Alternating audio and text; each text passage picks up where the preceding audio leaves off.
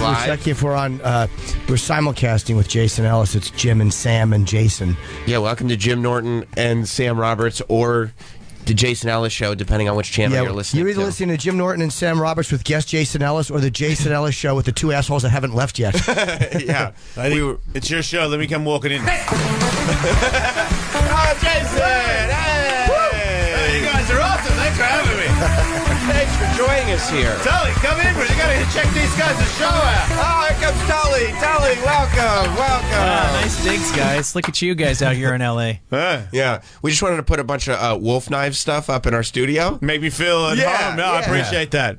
No, we were doing like the first hour with Ellis over here, and then we Over there, depending on here. Yeah, I'm here, and it's great to be here. I got to tell you guys, thanks It's a for much having me. nicer studio. The one we've been in is not bad. It's not what we have in New York, but there's a few real shit ones here. So we kind of prefer being here with you. Yeah. You guys can use this if you want. We're on at the same problem. Yeah, that's what I was going to say. There could be a problem. Yeah, we're on simulcast over and over again. Just every time we come out, Change the name of your fucking Twitter thing against the Jason, Sam, and fucking Jimmy and Tully and every other jerk off in the world show. With Dan Harmon.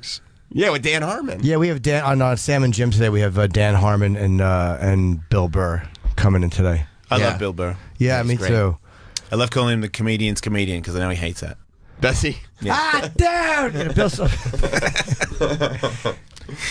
So Oh, where man. were we? Yeah, I'm not talking. You're talking. It's your no, show. we were talking. It's like a gap here. It's like who's hosting. Well, we're trying to, we were talking. We came in early to talk to Jason. Right. Yeah. And we started talking about fucking trans sex, and then we started talking about the Opie and Anthony breakup. Right. That's kind of where we were, and then we realized Sam and I had to come and do a show. You do. And they said, hey, why don't you guys simulcast for a little while before you go out and go in your and have your guests. Goddamn valet Parker kept me downstairs for 10 minutes. Why? Please don't talk shit on Jesus. He's a good guy. He wasn't there. Oh. I haven't seen him all morning. Oh, well then. Fuck Where'd you park? I had to park in a handicap spot and just give the keys to the guy at the Why desk. the handicap spot? That's the only spot. That's a lie.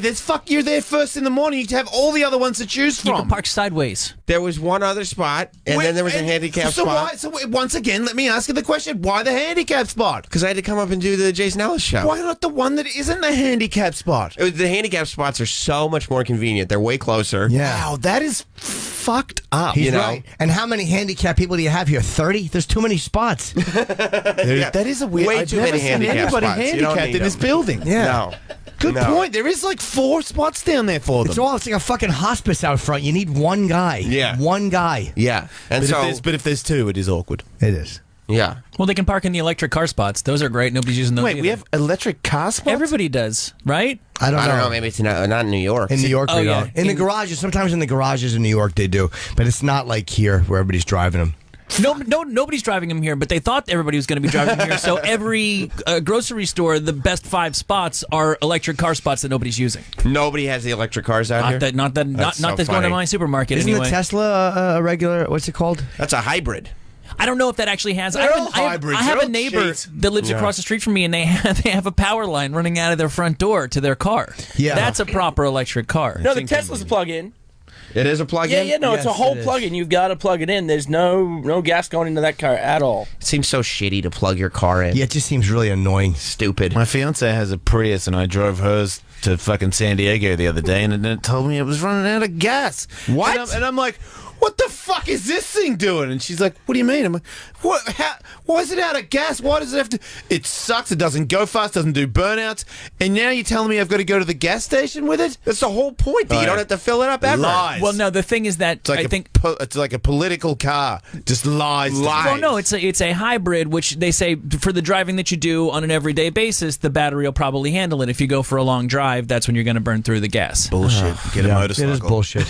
Well, what's really bullshit about it is that you're still burning fossil fuels to make electricity, and electric cars are just as dirty as gas cars. And They for some are? reason, what? They're not solar powered. They're fucking coal powered, making electricity. Don't even get me started Yes. on the battery, Sam. Really? Yeah, battery's bad for the environment. Oh, shit. So it's just as bad.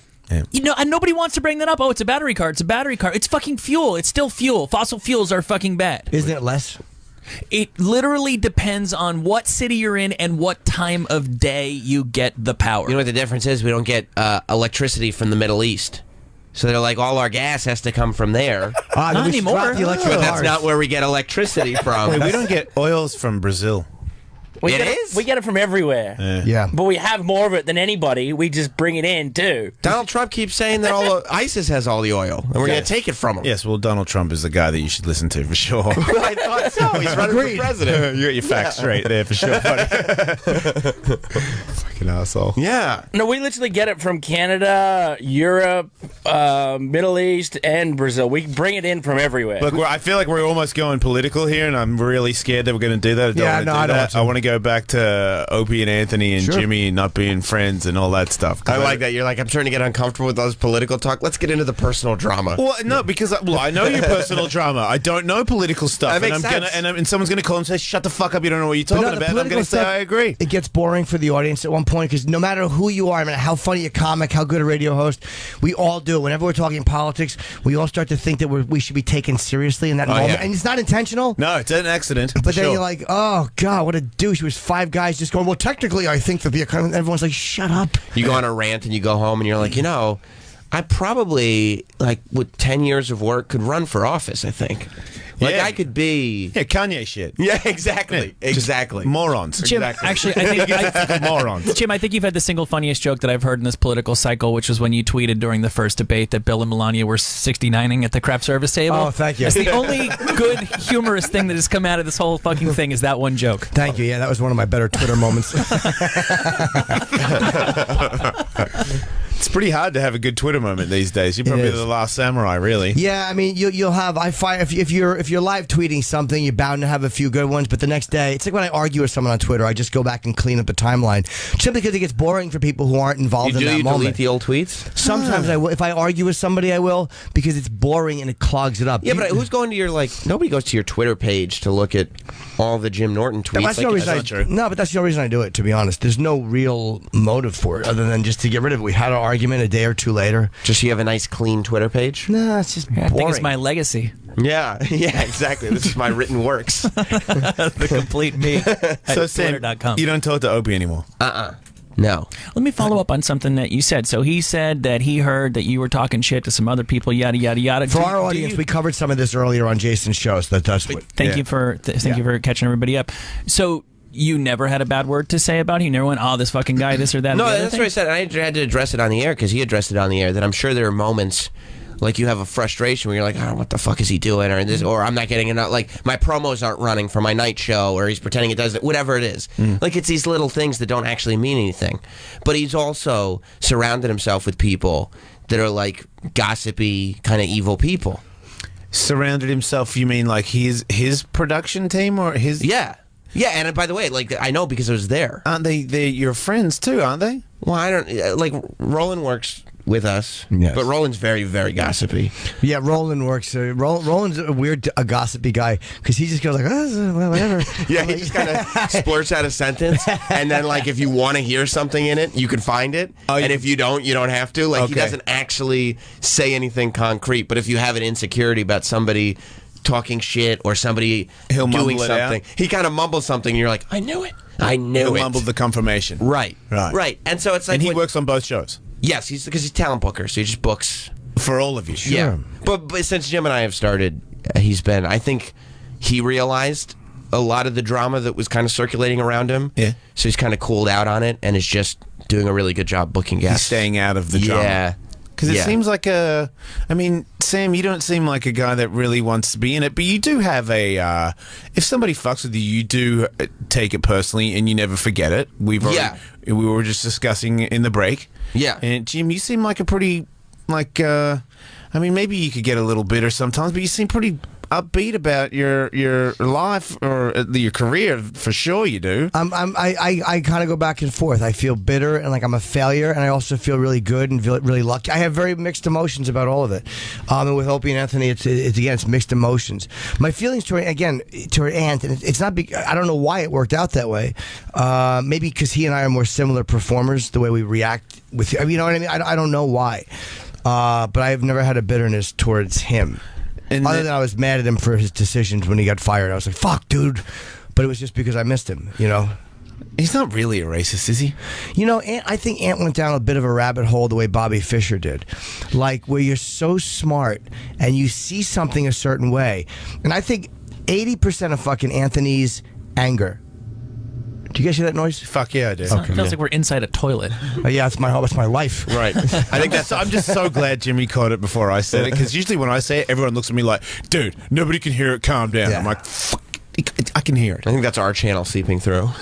It's somebody trying to break the wall down so that we can just get this whole thing over and done with and do a giant show as one giant family. Where we can all be butt buddies together. Let's Aerosmith Run DMC this fucking I thing. know, we talked about it a bunch of times. We so want to do that. Ramming the mic stand through We the wall. so want to do that. Yeah.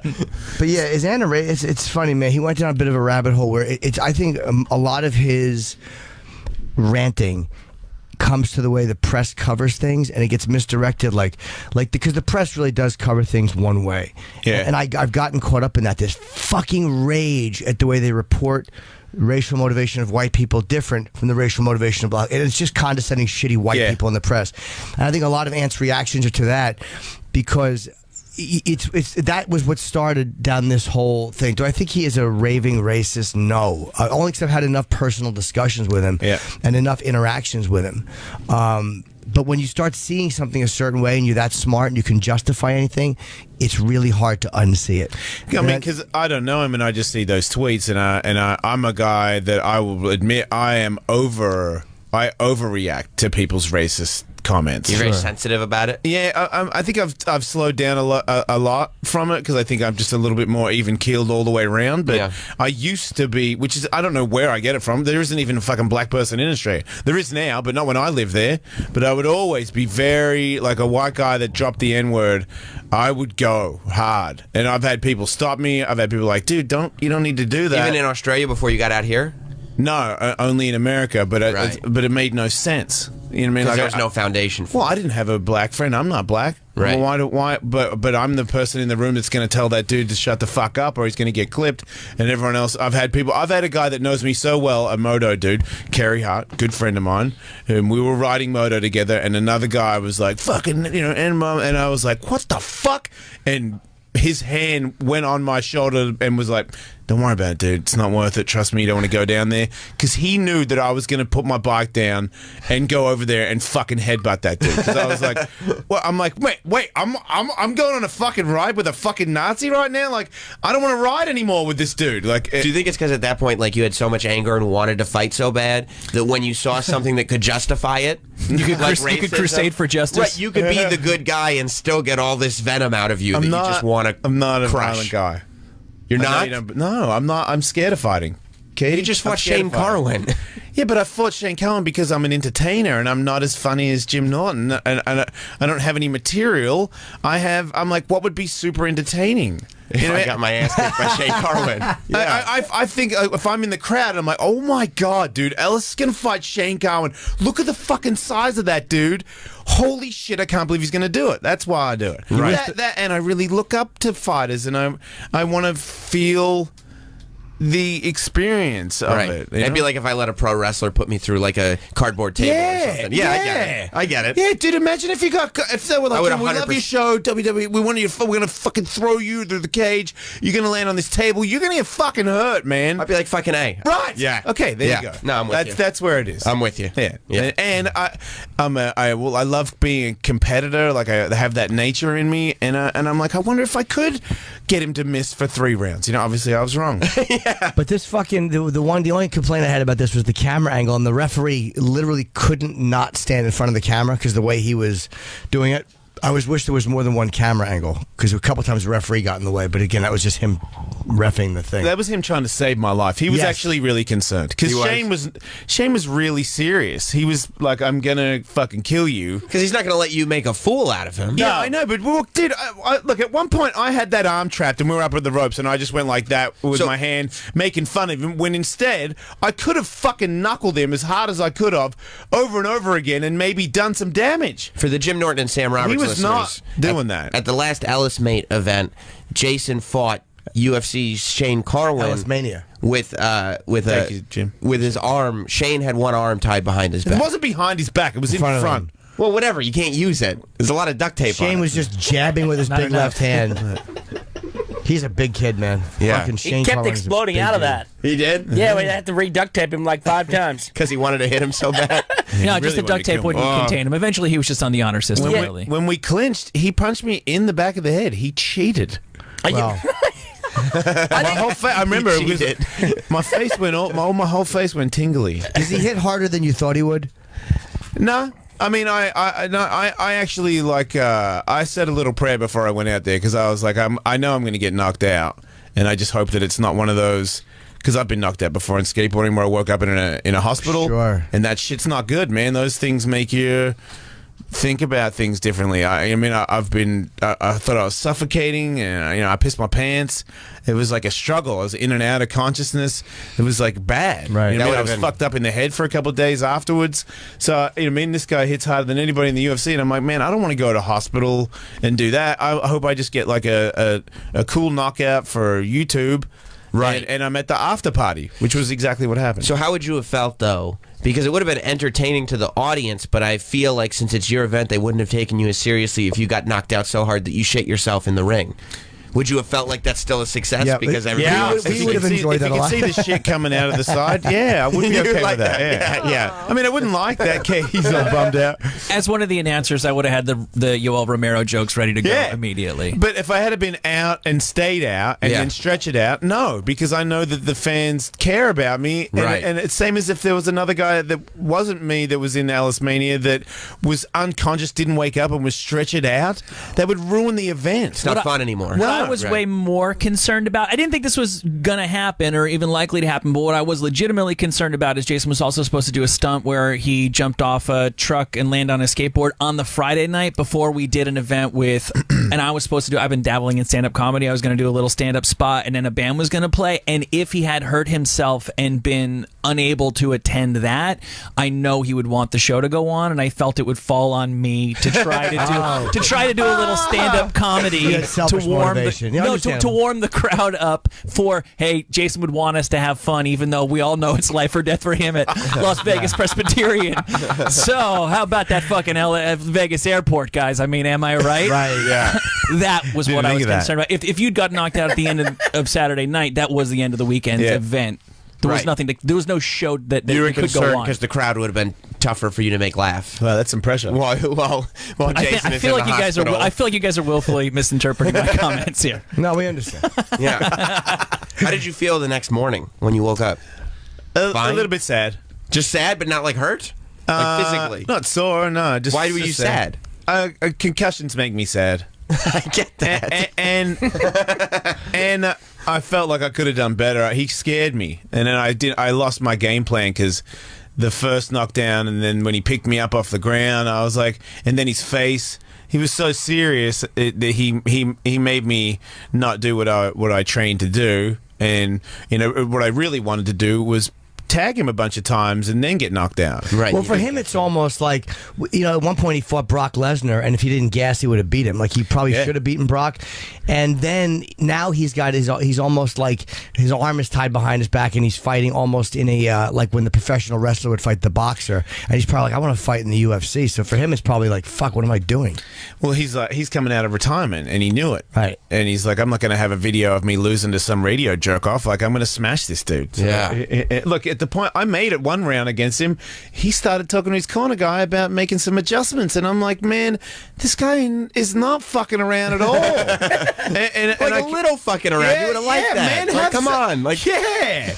Like, fucking every time he came at me, I was like, he is just looking for the knockout. He was thunder lipsing. Yeah, Basically, yeah. it was thunder lips. He wasn't playing games until after it was over, and then he was fine. Yeah, then it was all jokes after. Then he came to my room, started playing around. I'm like, man, I don't even like you right now. Like, you fucking destroyed me. That Will Smith movie didn't scare you from concussions?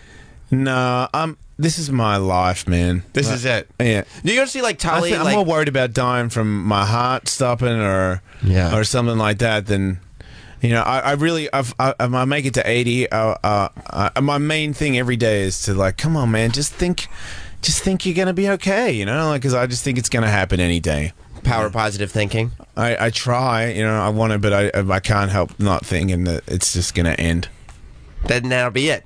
Yeah, I might die tomorrow. I might die like in a year or something. I'm probably gonna die right before they figure out how to keep us alive forever. Yeah, Because on the way to the place. Yeah, eventually they are. But on the way to the place to get evaluated to see if I'm eligible, I'll fucking have an accident. agree. You know what? I'm with that, Jim. I'm more concerned about a variation on that, which is they are going to figure something out in 10 years that'll keep people alive for 1,000 years, but you're going to have to have gotten in on the ground floor, like when you were 3. So we'll be the last, and we'll know it. We're the last generation that dies a sort of natural lifespan. Oh yeah, that will suck. What's that over the top camera angle?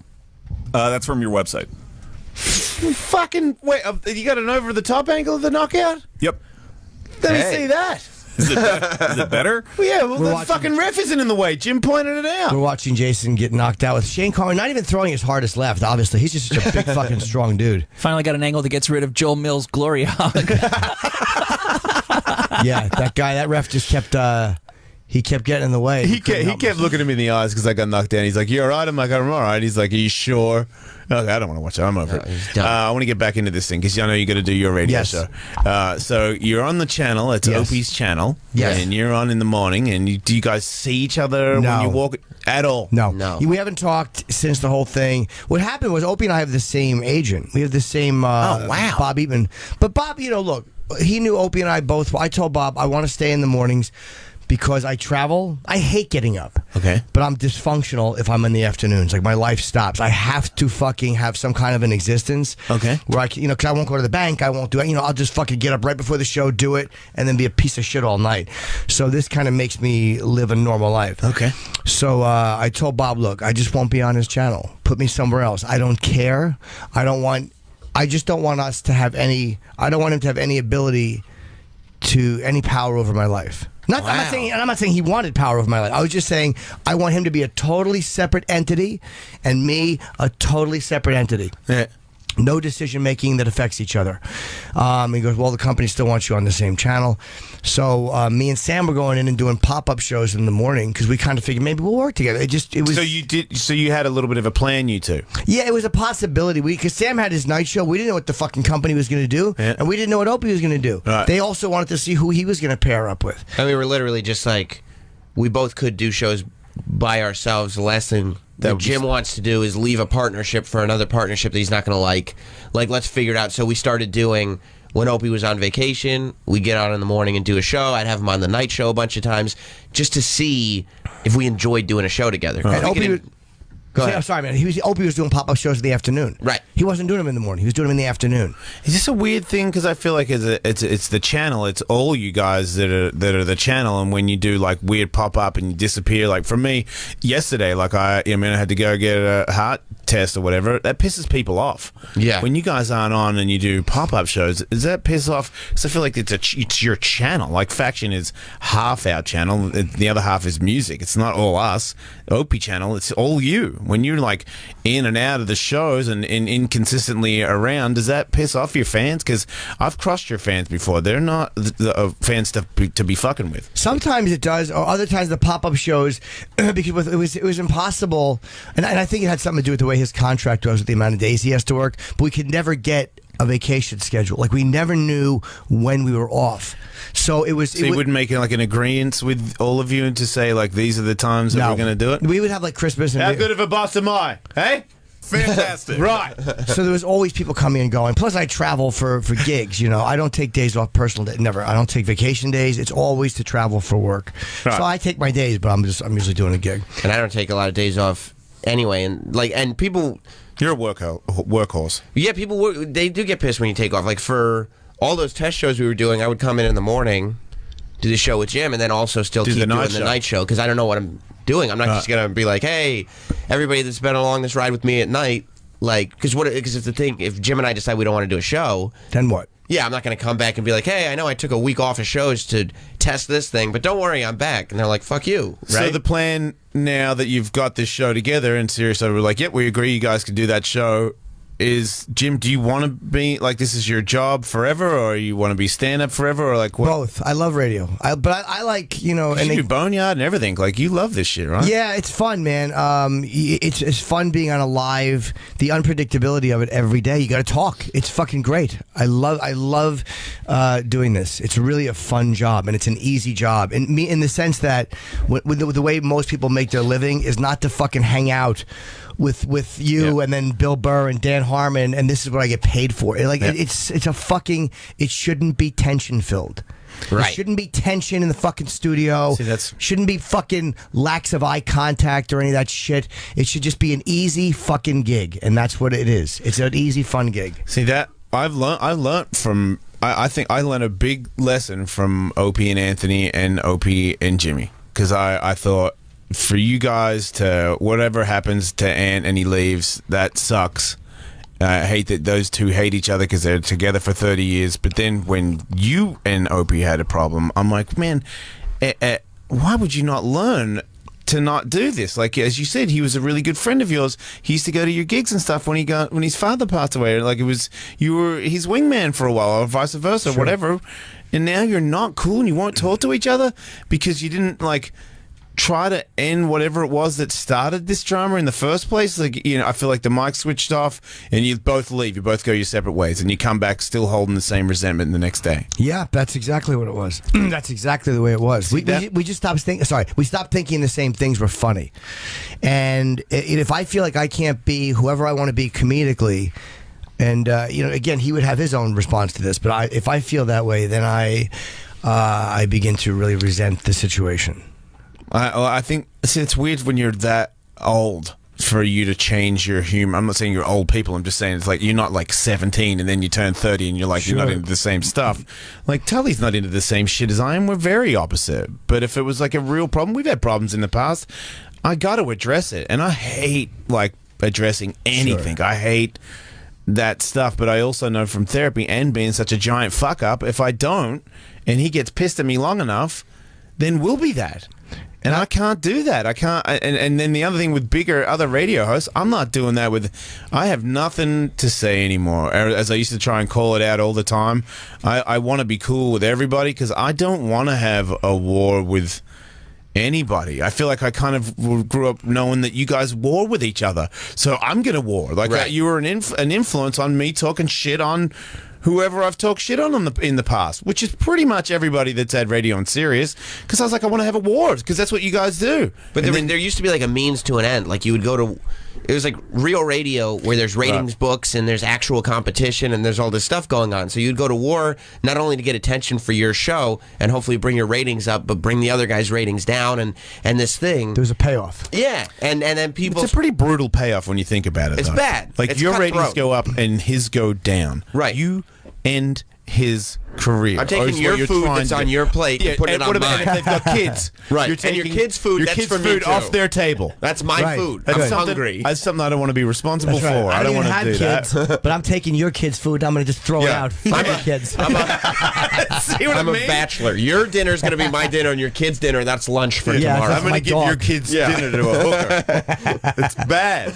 Yeah, it's a bad thing. And sometimes it feels good to get the aggression out. Like, I've never been afraid of, like, I'm weird with arguing with people. Like, I don't like to bully, like, weak targets ever. Like, it feels like, again, I'm not saying I never have, but I always prefer to argue with people where you could really get into it. Like, it felt like you just pointed at me when you said weak targets. You were kind of gesturing. No. I'm just looking to. I also looked at you and I said real people, which no one would ever believe either. You're full of shit. Well, Just isn't, like it wrestling. isn't it also sometimes just easy content? I mean, I've had that feeling. So I'll be honest, listening to the various permutations of the Opie and whoever show over the years, sometimes it was just like, oh, we could kill an hour easily burying this guy. Sure. Yeah. Sure. I mean, I always get excited when people take shots at me.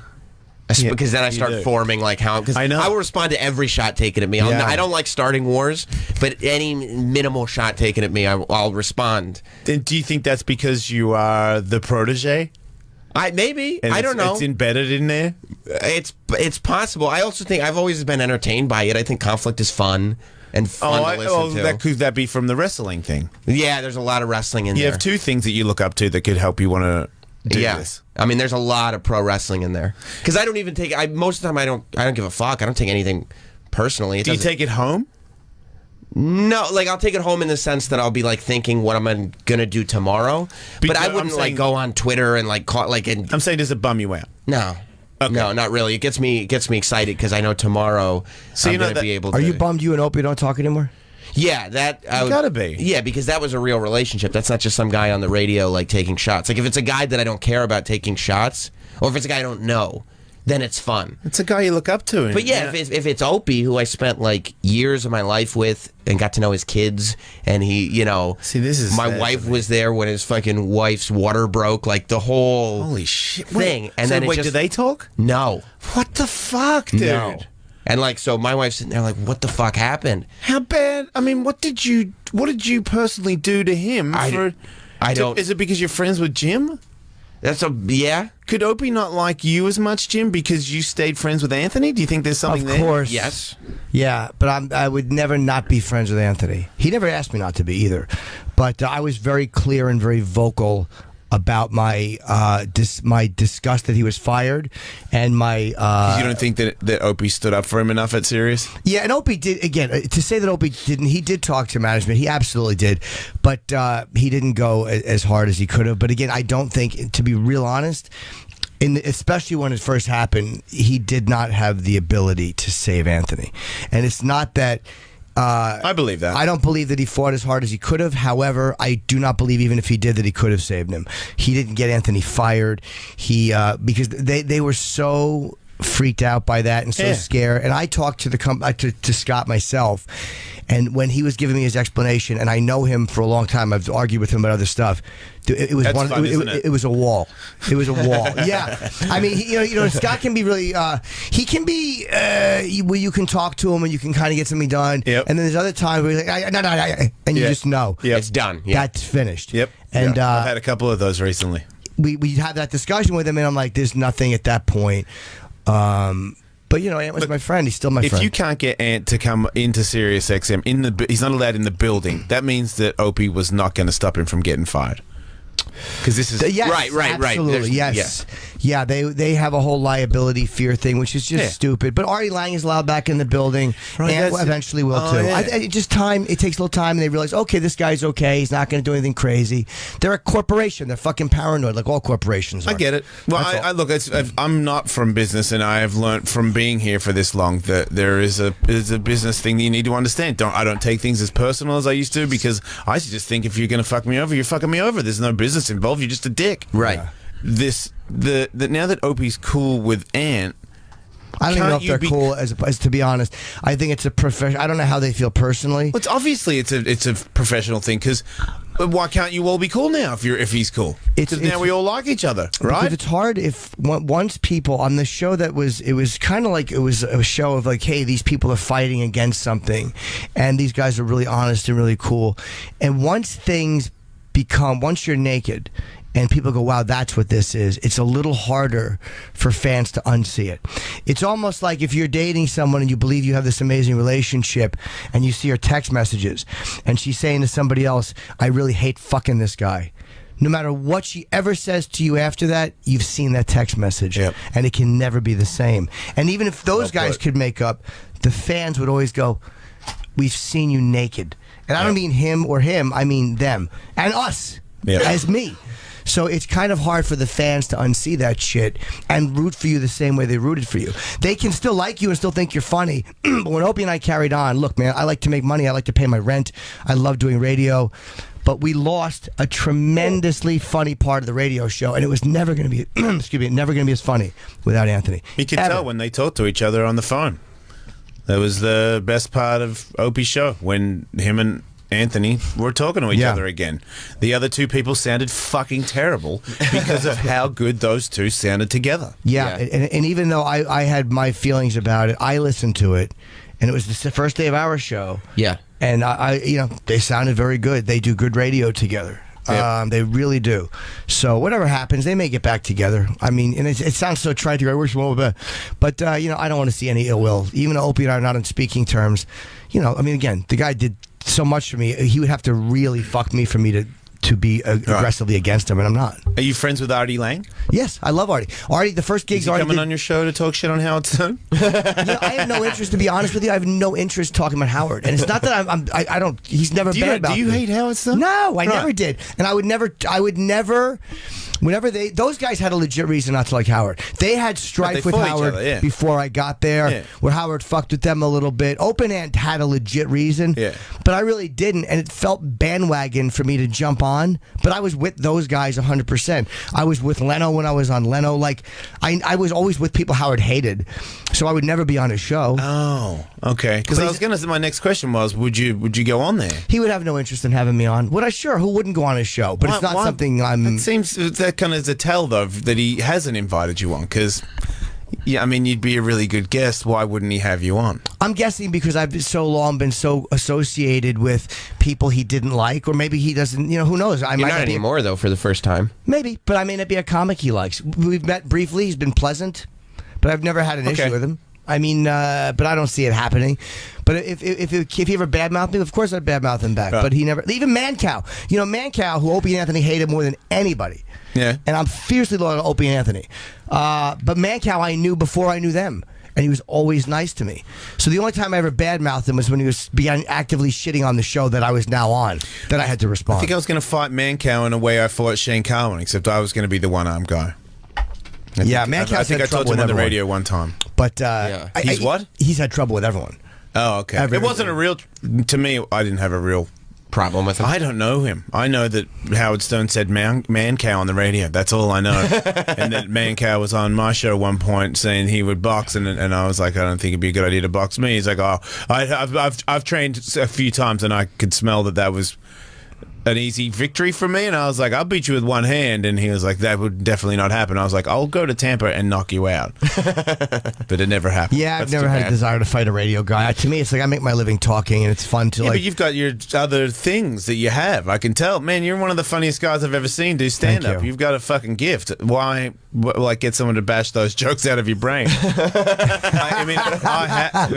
My gift is I can take a shot. I'm not very good at fighting, but I can be. It's like, hey, radio skateboard guy that can fight with real fighters, and I did get smacked in the head by a dude that hits real hard, and I'm all right. Yeah, but not everybody else would be all right. But that's everybody's fear, though, too. I kind of wish I had the ability to do that, because it's like nobody wants to get into a fist fight unless you have to, and usually it doesn't. But then again, I'd be the one guy who fucking just talks wrong shit in front of a restaurant. My head hits a brick, and then I'm shitting into a bag forever. You realize that's what Ellis Mania was about, was to get people that can't fight to have a fight. Because it was like Fight Club. When Fight Club first came out, there was a piece of reality in that movie.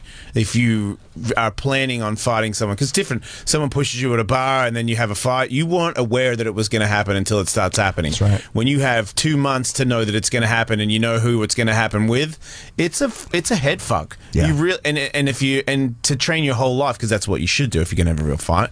But instead, to just be a normal Joe and I'll hook you up with a fight. I'll put big gloves on and headgear, but you're still going to get sucked in the face. You're not going to get knocked down. Your head's not going to hit a brick. So you're going to, and we'll stop it if you get rocked, but you're going to have a real fight in a particular, like at this date with this guy. It is a win or lose, life-changing experience. And the worst fear is you're going to be humiliated. To me, it's like the humiliation of losing in front of people. That's your ego, because I notice when I have celebrities or athletes that are in Ellis Mania, it's way harder to get them to fight than it is for normal people, because they're like, if I get beat, you don't know me. Like, I got beat by Jim beat Jack. Who fucking cares? Right. But if it's like Pierre Luke's, like this pro skateboarder I know, I'm out of shape, I have not trained right now, and I'm like, dude, you're a fucking skateboarder. Like, if you lose, who gives a shit? Right. Where Brian Deegan fought Dave Mirra, those dudes trained out of, like, as hard as anybody has trained in an MMA fight in the history of the world. Right. They put on a show where they looked like real fighters because they gave it everything. They could not lose. the Sam Shocker, how could you let her win? I'm like, I asked the other MMA guys to judge a fight, but I did better. I'm like, oh, I'm so sorry. Yeah, these two 5'1", 105-pound women who were models and TV personalities. TV hosts. But it's everything to them. I fucking killed one of them by I let UFC people judge the fight, and they gave it to Kender, and Sam was mentally disturbed over it for weeks. Like, Yeah. what the fuck have you done to me? And I'm like, it's not a real. I mean, You're putting on a silly show. you did an awesome job. Yeah. And the money went to charity because of what an awesome job you did. That's the end of it, you know. Like, but I do get, like, I have the ego. Shane Carwin beat me, and I'm like, man, I didn't want to win. If you win, it's like you beat a dude with one arm. Right. I'm like, even if he's 300 pounds, you're still one arm. You're still upset that you didn't get your shots in. I didn't do good enough. Yeah. I only landed like a couple shots. In the first round, I landed like 5 punches. It's terrible. But I Right. doubt he hit as hard as he could either. Like I saw the punch he hit. He's hit. He didn't wind up. But if he was throwing, if he was fighting you the way he would fight Cain Velasquez, like he would have really hurt you. And it's like you didn't get in the shots, you didn't, and because you didn't, he probably hit you as hard as he had to hit you, but he didn't hit you as hard as he could. He's a big motherfucker, man. Yeah. Yeah, I'm happy to be alive. Yeah, Shane's. It was a great. I made it on World Star. Yeah, I saw that. Mission accomplished. Yeah, you know? I've been on World Star once, but it was for a Chip Chipperson video that Anthony shot in 2012. And listening to black people talk about Chip Chipperson is probably the highlight of my career. Reading the way they spoke about this asshole character. Chip Chipperson is your character, Yeah, right? yeah, it's ridiculous. But it's the only time I've ever been on a World Star. And you felt good about it, right? Amazing. Yeah, I Fucking couldn't. great. Somebody called me, was like, dude, you're almost up to 1 million hits on World Star. And I'm like, fuck yeah. Jim has no control over his characters, though. Like, They just come. Yeah, it's in his personal life. It's in like flying here the whole way. Chip was just sitting there next to me on the plane. It's fun. It just kind of keeps me from getting. I don't know what I'd be doing if I had love in my life. I probably wouldn't ever do them again. Like as soon as I start, I'm at a point now where I should kind of love want to in your date life. somebody because I've been single for so long. So you do want to date somebody. I was going to say, you do. Absolutely. So you got to stop fucking hookers, or at least talking about it on the radio. But you know, Or you got to start dating a hooker. but you know that well, Which could happen. I've been in love with a hooker before. it's funny. That's kind of why, like the girls I've paid, and again because of all this sex trafficking shit, it's been very few and far between. Yep. Because it freaks me out so much to think that someone could have that. I have to like know as much as I can possibly know that that's not the situation. I don't. Hey, look, someone wants to make extra money. You're a free thinker. You're welcome to do that. Yep. Right, But you I want wanna- ethical, free-range I prostitutes. want to know that it's somebody who's like, hey, you know what, man? I'm just making some extra money to pay for school or whatever. Fine, you can do it. But I It's don't not want even about that. You just love, man. Like, have a love in your life that loves you. Like, there's, you know what I mean? Like, look, I love having sex all the time. I'm allowed to, Katie lets me go. Anyway, I can do anything I want with anybody.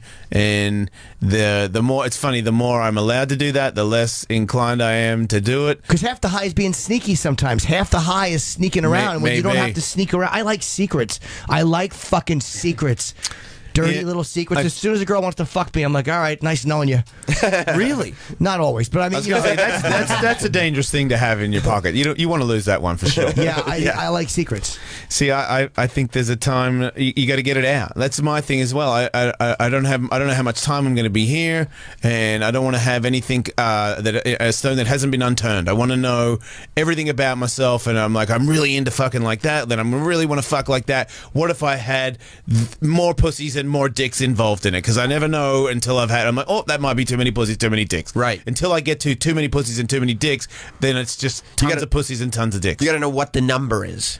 Yeah, I've Of always dicks wanted to and test them. pussies. That's the thing that I made a joke about, but I wasn't joking. I wanted to have 9 girls, and I wanted to have like dildos on my knees and shit. Right. And I just wanted to have 9 girls fucking me at the same time, just fucking, and then at the very end, I'm like, I'm going to do a giant cum thing, and everybody get in line or on a carousel and make sure that the cum gets on everybody, and that's it. You know what I mean? Like, I'm done. Did you ever get to do that? No. I just want to fuck one girl while she tells me how much she'd rather be fucking someone else. That's all I need. That could be arranged. Yeah, just one girl who will just tell me how it's not enough and it's not good enough and she'd rather be fucking stuff. A little weird. I'm all about the mental. The little humiliation straightens me right out. Have you ever done bondage or any of that stuff? Not big on it. I like my hands have you ever free. done it? A little bit.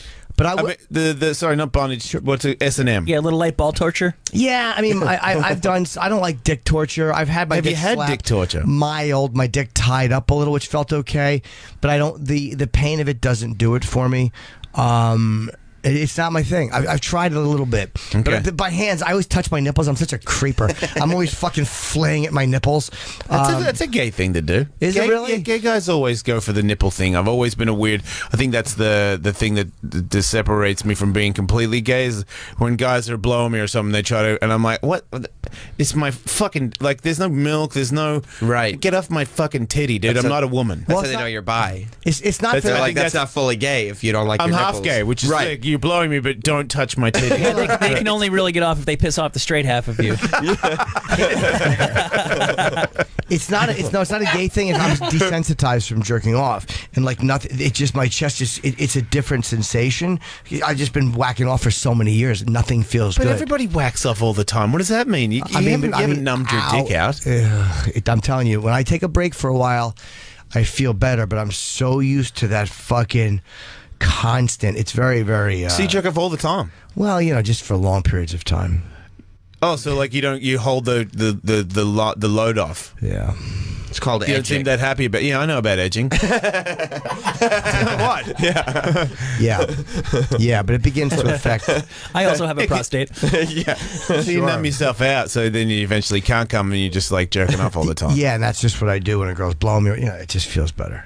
Oh wow. But it's also a way of You don't making, want to just get the job done sometimes. No, it's also a way of making. Ever?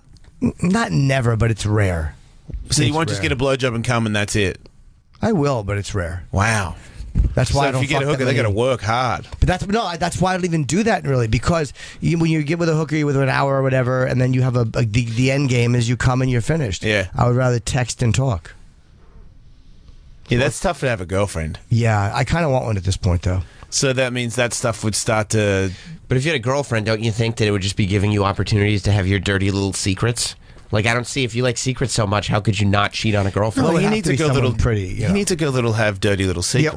or a girl who's a lovely transgender girl, someone who's open minded. I don't think there's anything wrong with that either. What? Look, there's a couple of trannies I've met that I'm like, they're dateable.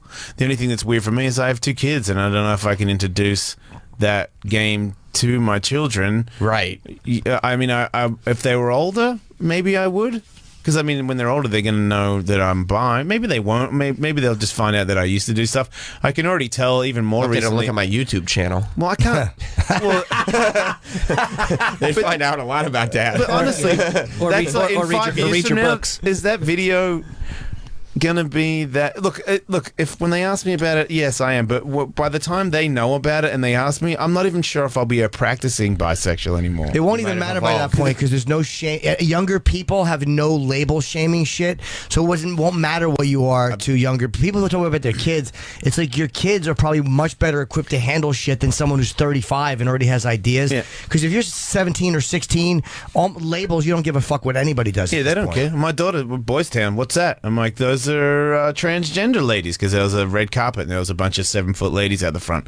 And she's like, what are those people? I'm like, it's transgender. This is Boys Town. Why is it Boys Town? I'm like, it's where gays and lesbians hang out. What are gays and lesbians? Gays and lesbians? Gays are like guys that like marry and date other guys, and girls that marry and date other girls. And I just looked at her head. I watched her work it out in her head in fucking 10 seconds and went, huh. But then that's the end of it. That's it. And you keep trying. It's like putting fucking cake in front of you. You're like, all right, I've eaten enough cake. I'm done. Maybe, because I am really like I pretty much I got Tinder and a Grinder, and I pretty much just go on there now to see people, how many people want to fuck me. That's it. Just as Wow. an ego boost. The only thing that's getting stroked is your ego. Yeah. Yeah. Thank you, Michael, for making that funny. Very, very good. Yeah, but not even. Yeah, I'm not even into because the steam room is like where people want to blow me all the time, and I'm not even into that anymore. Like, I'm just sort of like, I don't trust your fucking mouth, and that's sort of, now it would be I'd have to know a gay guy that I can trust that would blow me, and that would mean that I would have to be hanging out with gay guys that want to blow me, and I become really good friends with them, and I just don't have any time for that relationship. Like, I'm going Right. home, I'm going to the gym, I'm gonna go hang out with my fiance, I'm gonna hang out with my kids. I'm gonna go to Boys Town and see if I can meet some trustworthy gay guys that can blow me for 10 years. It's not that big of a deal. And then there's something about I don't need to come all the time anymore. Things have slowed down. Big time. Nice. That's good. It is. It's way safer. Right. I Yeah. feel like I got something from getting blown, and that was that. Did you really? Like 3 times. Oh. So I'm like, okay, you guys are fucking nasty. Like, what are you fucking doing? Like, you've got it in your mouth. Are you serious? So I ain't touch a butt. No fucking way. And so for me to get something and I know it's from a mouth, I'm like, okay, so what? What's the deal? You just all got it? We all just fucking sucking, like raw dogging each other like it's just no tomorrow? Just a cesspool of disease. I don't know how, I don't know who had it or whatever, because at one point in a steam room, someone wants to blow me. I'm like, yeah, all right, I don't care. Right. And I'm like, what's the harm in that? You have to pay $20 to get in here. You got to be a citizen, you know? No, you don't. You could be a complete mongrel with just shit in your mouth. Wow. And just put it, yeah. So That's that scary. your face right there is what I got, and now it's Right. now it's just like, I can't. I don't. You know what I mean? Yeah, it's convenient. It would really help right now, but nah. I'm such a buzzkill in a steam room. I'm really am a conservative in a steam room because once in a while you'll see guys trying to. They're very mellow about it because it's a gym. But I got my fucking lower towel on. I keep one over my shoulders. Yeah. I give off no vibes in the steam room. I want no mixed signals. I'm here for the steam, boys. Yes, yeah. I like going in there with all the creeps that start to. My new thing is just to watch everybody pop it off because I'm the hedgerow looking guy. Right. So until I give you like the key that I'm okay, and then you guys can do it, everybody locks up around me because they're like, oh shit, hedgerow guy doesn't know we're all gay in so here. funny. And then I'm like, you guys are cool, and then they're like, oh, we're cool. Well, maybe, and I'm like, yeah, I'm not that cool. I'm just cool. And then they'll like pick out somebody, and then it'll turn into every now and then it is fucking on in there, and I'm just like, holy shit, It they really are is. going for it. But it really is an ego thing for you, because even when it's not happening for you, you still walk in like you're the king. I Yeah. now give you permission. You may blow him. You I may have- blow Yeah, him. you're like the guy in the medieval times commercial. Yeah, exactly. Now this is a castle. You guys gotta go. Yeah, we have Dan Harmon coming in soon, right? All right. Yes. Yeah, I know Yes. he's running a couple minutes late. You guys are okay, but Okay. we will let you go. Next time Yeah. you guys are out here, we should do the dating game and get some nice transsexual ladies here, and maybe we can make a love connection for you. Yeah. That'd be great. Jim needs happiness. We I should do. start a channel together. Yeah? Just an idea. I like that idea. All right, we'll be back. Hey, are we good? Get our pal in here. Are we good to go? Welcome back to Jim Norton and Sam Roberts. We're back in our shoebox. shoebox LA studio. Are we on? Yeah, I think so. Where's Teft? Can you hear me, guys are on. Taft? You guys are on. All Okay, right. thank you. All right. This is amazing. Like yesterday, we couldn't do the basics, and today we're like just jumping from studio to studio, simulcasting with everybody. And we have one of our guests is early, which is always good news. Yes, yes. Oh, you are told 9. Bill Burr is outside. Should we bring Bill in? Of course, we should bring Bill, please come in. We should close that door. And then, too. well, yeah, I'm leaving it open for our guest. Okay. To be polite. Thanks to Jason Ellis and the whole show. What's going on, man? We're just gonna close this. Good to see you. Through for half a second, I saw his shaved head. I thought it was you. It was just like, oh, Sam. Club. Yeah, it'll come eventually. Golden mics, so you know this is going to be special. I like this. I actually like this setup, man. I like the little windscreen in front. And you're right. And Sam pointed out yesterday, I liked it because they're gold. Yeah, But Jim thinks that the mics are better than the ones we have at home They are. because these are gold. Oh, yeah. You know what I mean? Like it's you just feel like Rihanna. Like you're going to be singing a little hit here. Let me shut my phone off and try to be a pro. Yeah. Jim just got a new mic back in New York, though. Jim's now in the club of people who has his own microphone. I read about it in the trades. It gets plugged. It was all over Variety magazine. Jim Norton gets his own microphone in Sirius XM. Congratulations. Thank dude. you, That's bro. a milestone. That's a milestone in radio. Well, they told me it's because they know I like my own mic, but then I'm like, oh no, I think it's because no one else wants to talk into the one I've been using. I think I'm the problem. You think that's what it was? Too many complaints from other people? Yeah, they're like, we don't trust him. Did you add any custom little design stuff to it? Maybe a little silhouette of your face on the side? No, just a little ridge and something hanging off it. That's good for your brand. That's what they say out here a lot. That's good for your brand. Just makes it easier for him to grip. It helps Jim come to work. He's motivated now to talk into it. Of course he is. And I took your advice. I went overseas. I've been crediting you with whoever would ask. I want to do other ones, but I did Australia. All Burr, because I just kept hearing you say, "Dude, just go," and I'm like, "Why am I not going?" You're right. How much fun was that? It was fun, man. Yeah, It that was jet fun. lag's a bitch, though. That's probably the worst one. That's the worst one you're going to run into. Everything else, especially if New York, if you're going over to like England or something, I mean, I think that's only like a 4 or 5 hour difference. That's not that bad. It's not bad. Yeah, but you know, Australia's from LA to terrible, Australia is like that's a 14-hour or something crazy, 16-hour difference. It was 14 hours. They're 14 hours ahead of us. We're okay, bringing so in it's 17 hours ahead. Hi, Dan. Dan Harmon's coming. Dan Harmon is here as well. Hi, buddy. All You right, wanna sit? Dan Harmon, how are you? What's going on? Let's pull your mic up. Do you guys know each other? I don't think we've ever met. Hello, Dan. How are you, sir? How are you? Nice to meet you. Dan Harmon, Bill Burr. Jim Norton, Sam Roberts. Welcome to the show. Oh, you're Bill Burr. Oh, yeah. Yeah, there you go. I saw your name on the signage sheet. You're fancy. yeah. I have to sign in like everybody else. I am a fancy person. Well, welcome to the show, man. How's it going? It's going good. Thanks for having me. What do you got going on? Well, I'm showing up late for this, so it's just a lot of stuff. I don't know. I'm collaborating with a lot of people in the new TV world, which is just streaming. So that's just boring to describe. It's just getting together with a lot of people and trying to launch a lot of stuff because just like specific shows. Yeah, like people are just coming to you for ideas now. Yeah, I have a little studio in Burbank that focuses on animation. We did the Charlie Kaufman movie Anomalisa that got nominated for an Oscar, but we're looking to do stuff that's maybe less smart and more profitable. Who knows? Yeah, just a lot of young writers coming in, anybody with an idea. And then I try to help them like break stories, come up with a good pitch, go out there, find somebody to pay for it, and so that they can get paid to write something and so on. We're doing something with Louis C.K. and Albert Brooks. I'm not sure what I'm allowed to announce in that area, but I know we originally did that for FX, and now can you tell us the entire plot? I can actually, because it's not about much. They're cops, and it's just like I think it's comes from Louis' idea of like, oh, who has the worst job in the world right now, and just it kind of personalizes and dimensionalizes these cops. It's sort of like Car 54. Where are you? Not that anybody listening is like, oh, they're instant clarity. But they may be familiar with the concept of that show, which is just like a workplace comedy with two cops that are just like regular guys. And F is for Family got picked up for a second season, which is awesome. Which is when is that? We're finishing that up right now. It comes out in spring of 2017. Do you like seeing yourself animated? Well, it's not me.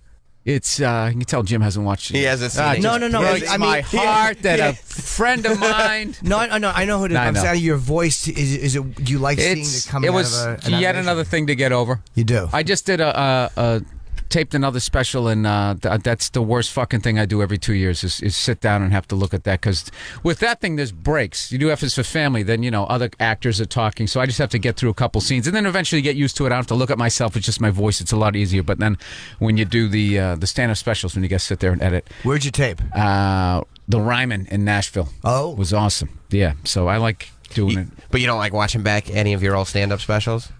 I don't like watching any of them. Even when they're like, this is my brand new. Have to. They have to, but you have to, so it's what you want. But if there was a way to just be like, just do it, and they know what I want, and then I never look at it, that's perfect. You watch just to edit, like you got to watch yourself, because I don't want anybody making editing decisions, but as soon as you're done, it's like, never again will I watch this. Ever. Yeah. But what? No, but what's weird? If I just tape myself at a club and I just go home to see, like, I guess if I'm just going to see it, I can sit there and watch it and just be like, all right, I need to do this or do that. But like knowing that you're editing this thing and then everybody could potentially see it, like, oh my God, why did I do that with my hand? Look how big my fucking ears are. It was just terrible. Yeah, I throw a douchey smile. I'm like, oh, you fucking worm. Look how self-conscious you are right there. Yeah, it's just awful. The whole thing is just awful.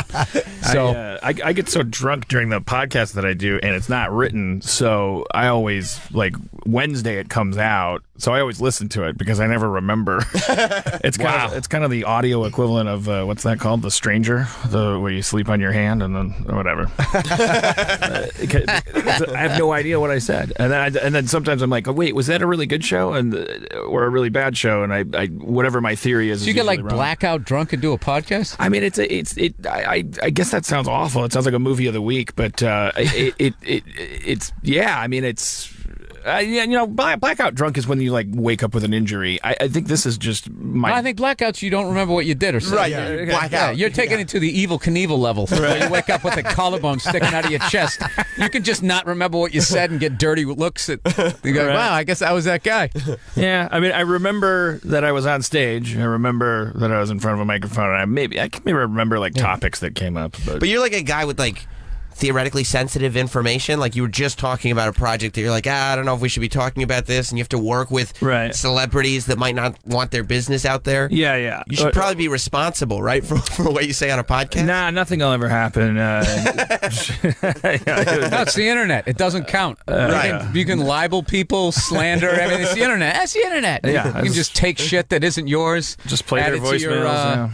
Curate it all, as they say. Have you said things on the podcast? You're like, oh fuck, why did I say that? Yeah, well, I did the Chevy Chase thing. I got out my phone. Oh, This that's right. This is before. That's before, by the way, it was a podcast. That's actually kind of the reason it is a podcast now, is because what that was a show that I was doing in the back of this comic book store, where I don't know if you guys have done stand up there, The Meltdown, but it was just like a cabaret kind of audience. It was just like, oh, there's 150 people here, and I was like, comfortable by that time of sharing my frustrations of working with a living legend.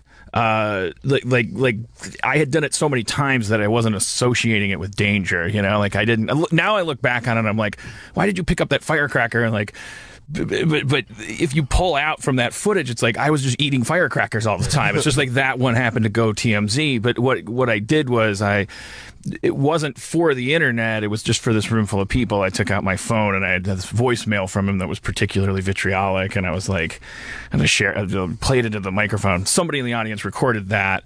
They put it on the internet. And then it was like, oh man, that was a huge mistake. Like When that story broke, though, wasn't everybody saying that it was like a community rap party or something like that? That they didn't never put it into the context of. That's what Chevy was talking about. And that's why we were quote unquote feuding.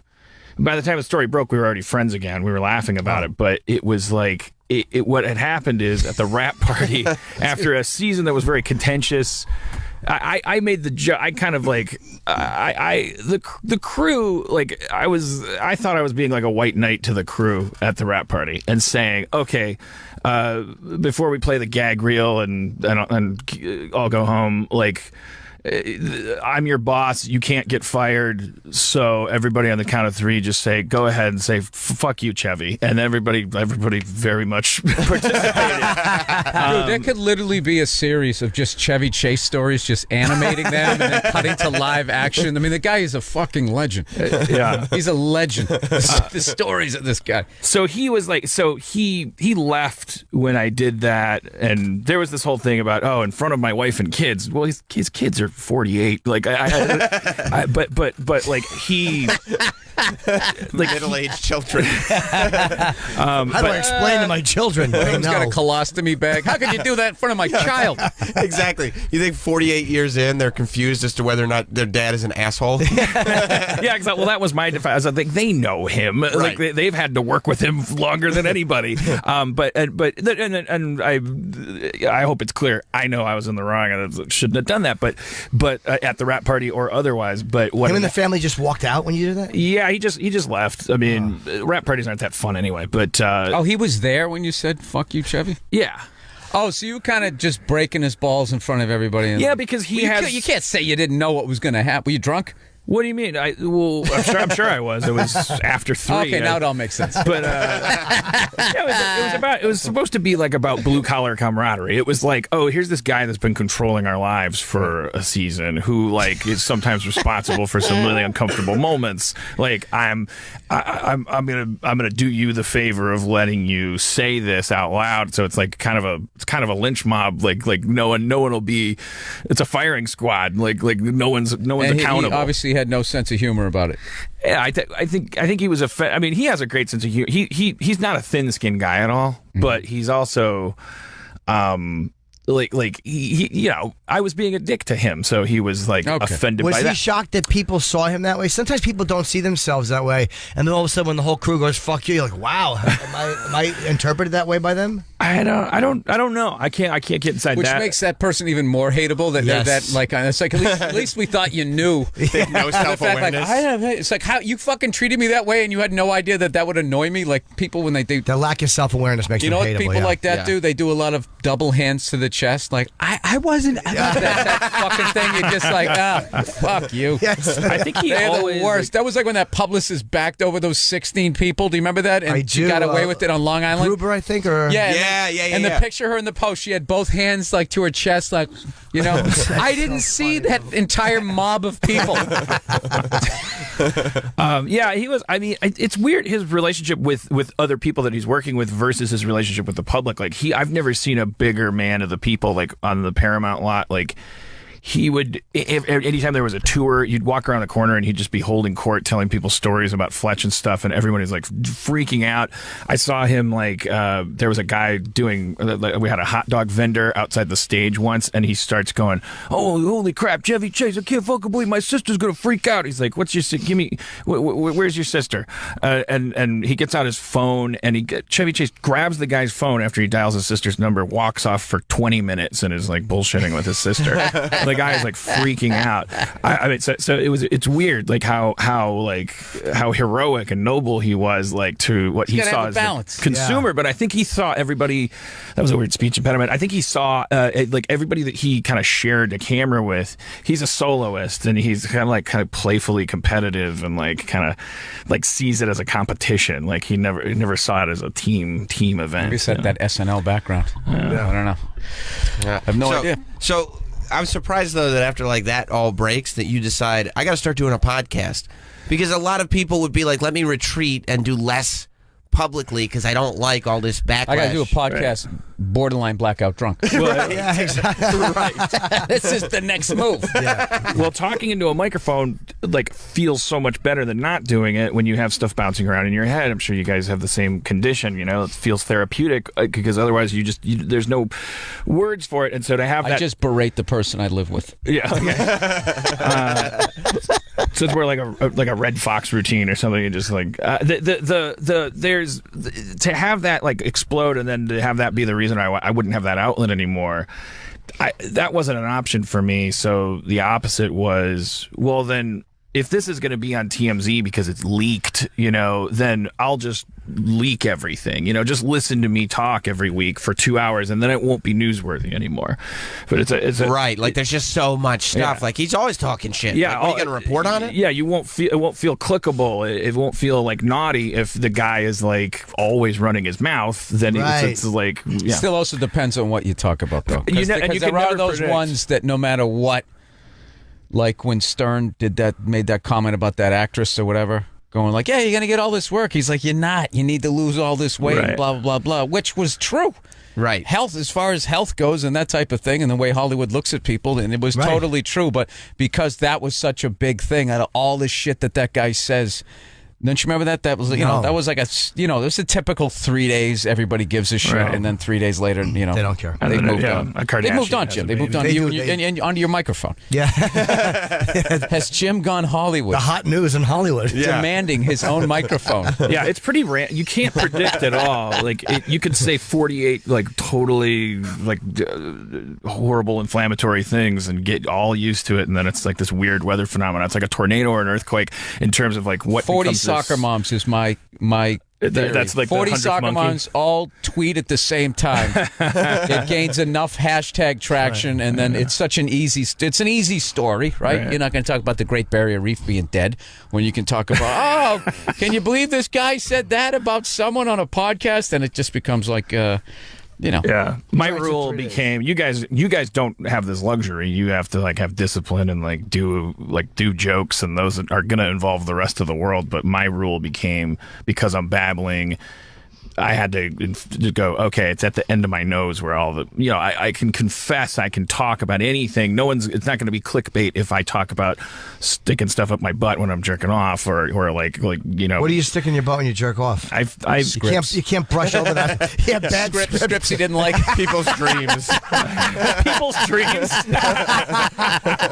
I'm really fancy. I'm like a Sam Shepard play. Do you take those little brass clips out of there before you do it, or is that an added Christmas bonus for you? people's dreams? Yeah. A Sharpie pen, Jim Norton. A Sharpie pen. Like, Have you really? Yeah, I tried it because I read a Playboy article about the prostate getting stimulated and stuff, and so I tried a Sharpie pen. But and then Put some hand sanitizer on it or something first, or just find a pen and put it I up thought there? that pen is the thing that got dirty, not me. Like, Cap on or cap off? it was the end. That's why I picked it, because I was Shit like an oh, it's just- octopus afterwards. I don't want that.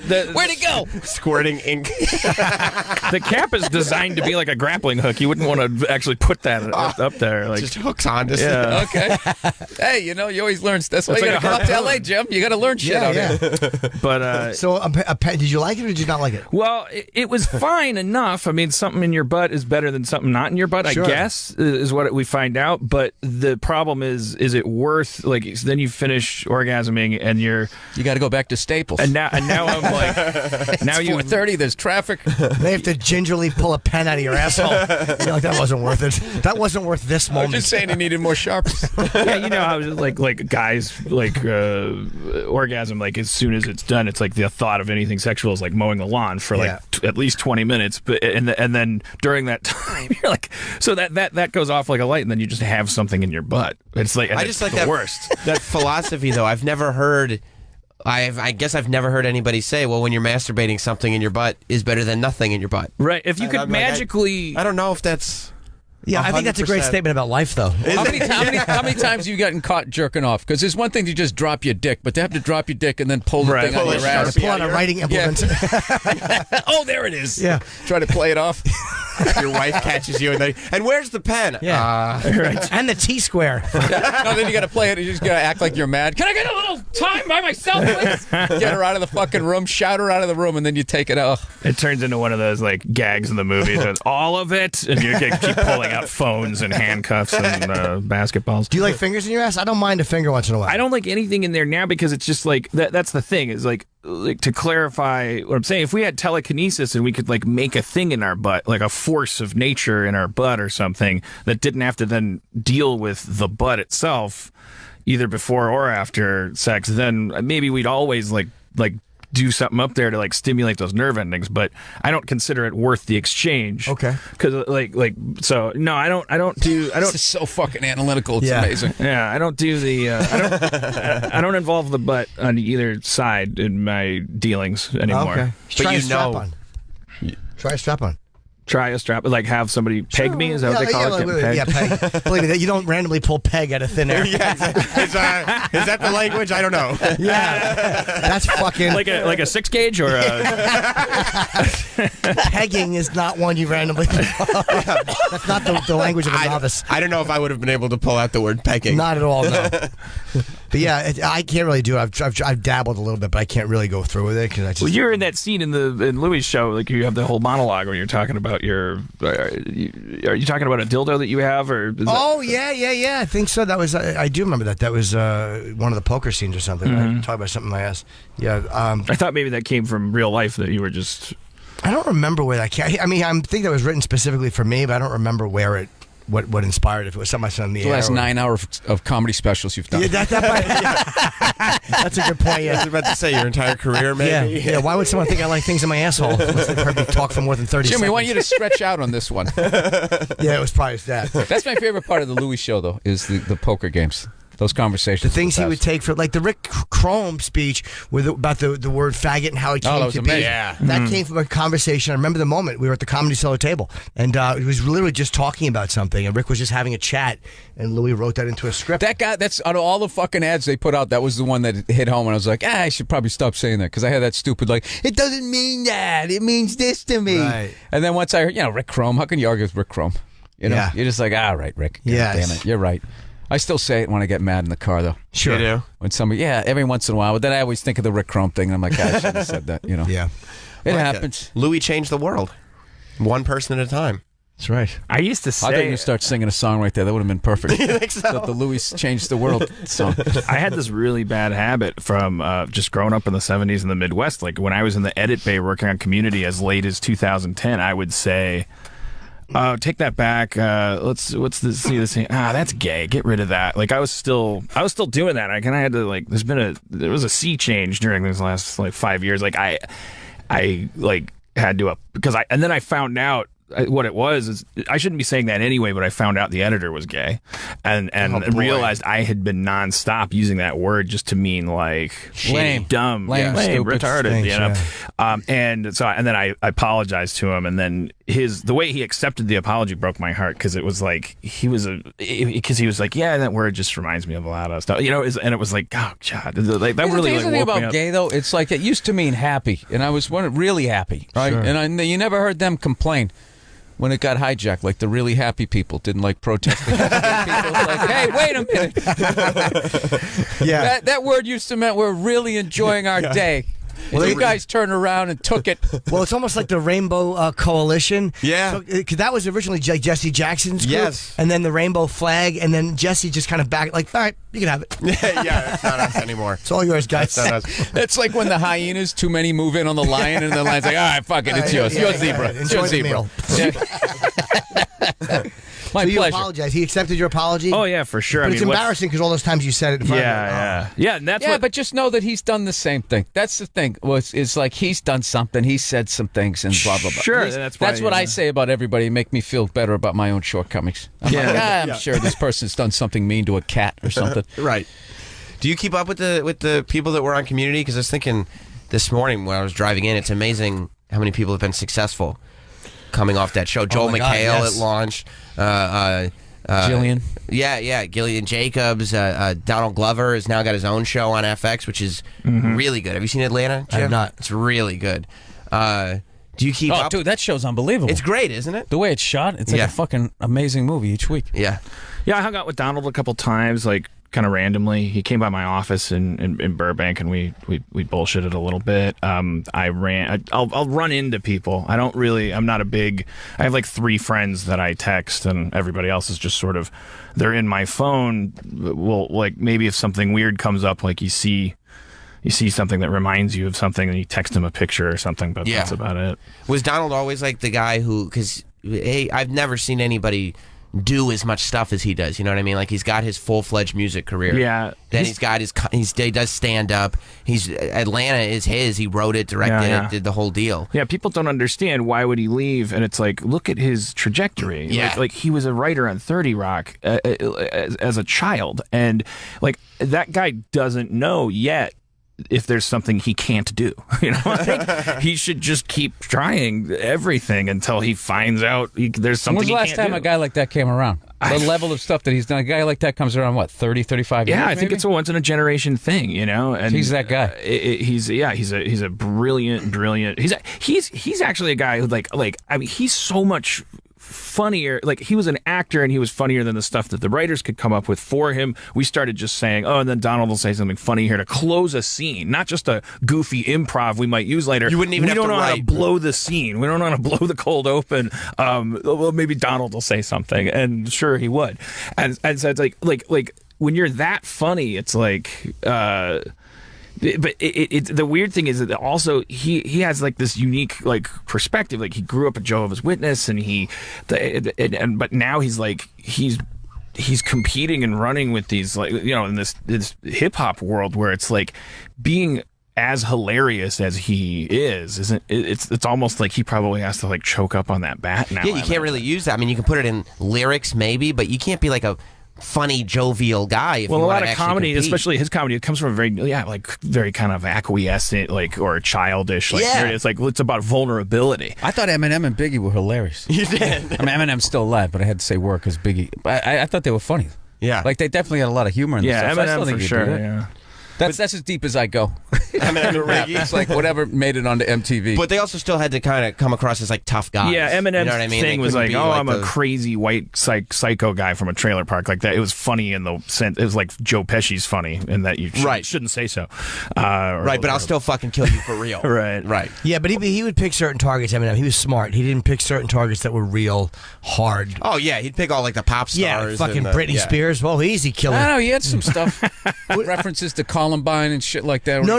I mean, as far as other people, he would make fun of, like the rappers. He would go after. He wouldn't go after any real hardcore guys. He would make fun of like Britney or Moby or he would reference tragedy, but not guys that were fucking a problem. I think he did start kind of attacking Ja Rule a little bit, but Ja Rule, Yeah. that was it. Yeah. I just realized the Cubs won the World Series, and we've been on the. Oh my God, we didn't mention that at all. Nobody's even mentioned it. We didn't even talk. We were with Ellis the first hour, so we haven't mentioned it the entire show. I totally forgot. And I actually watched it with my manager, who's a Chicago Cubs fanatic, and he grew up in Chicago. And it was a really fucking. What did he do when the Indians tied it up with that 2-run shot? I'll play audio because he didn't know I was taping. I went after they won. Did you tape it? You didn't tape him when they tied it up, did you? No, I didn't know they were going to tie it Chevy Chase isn't on this, is he? It's 10 seconds. Oh, he was cursing up a blue streak when they tied it. It's just, you know how it is when you win. Wait.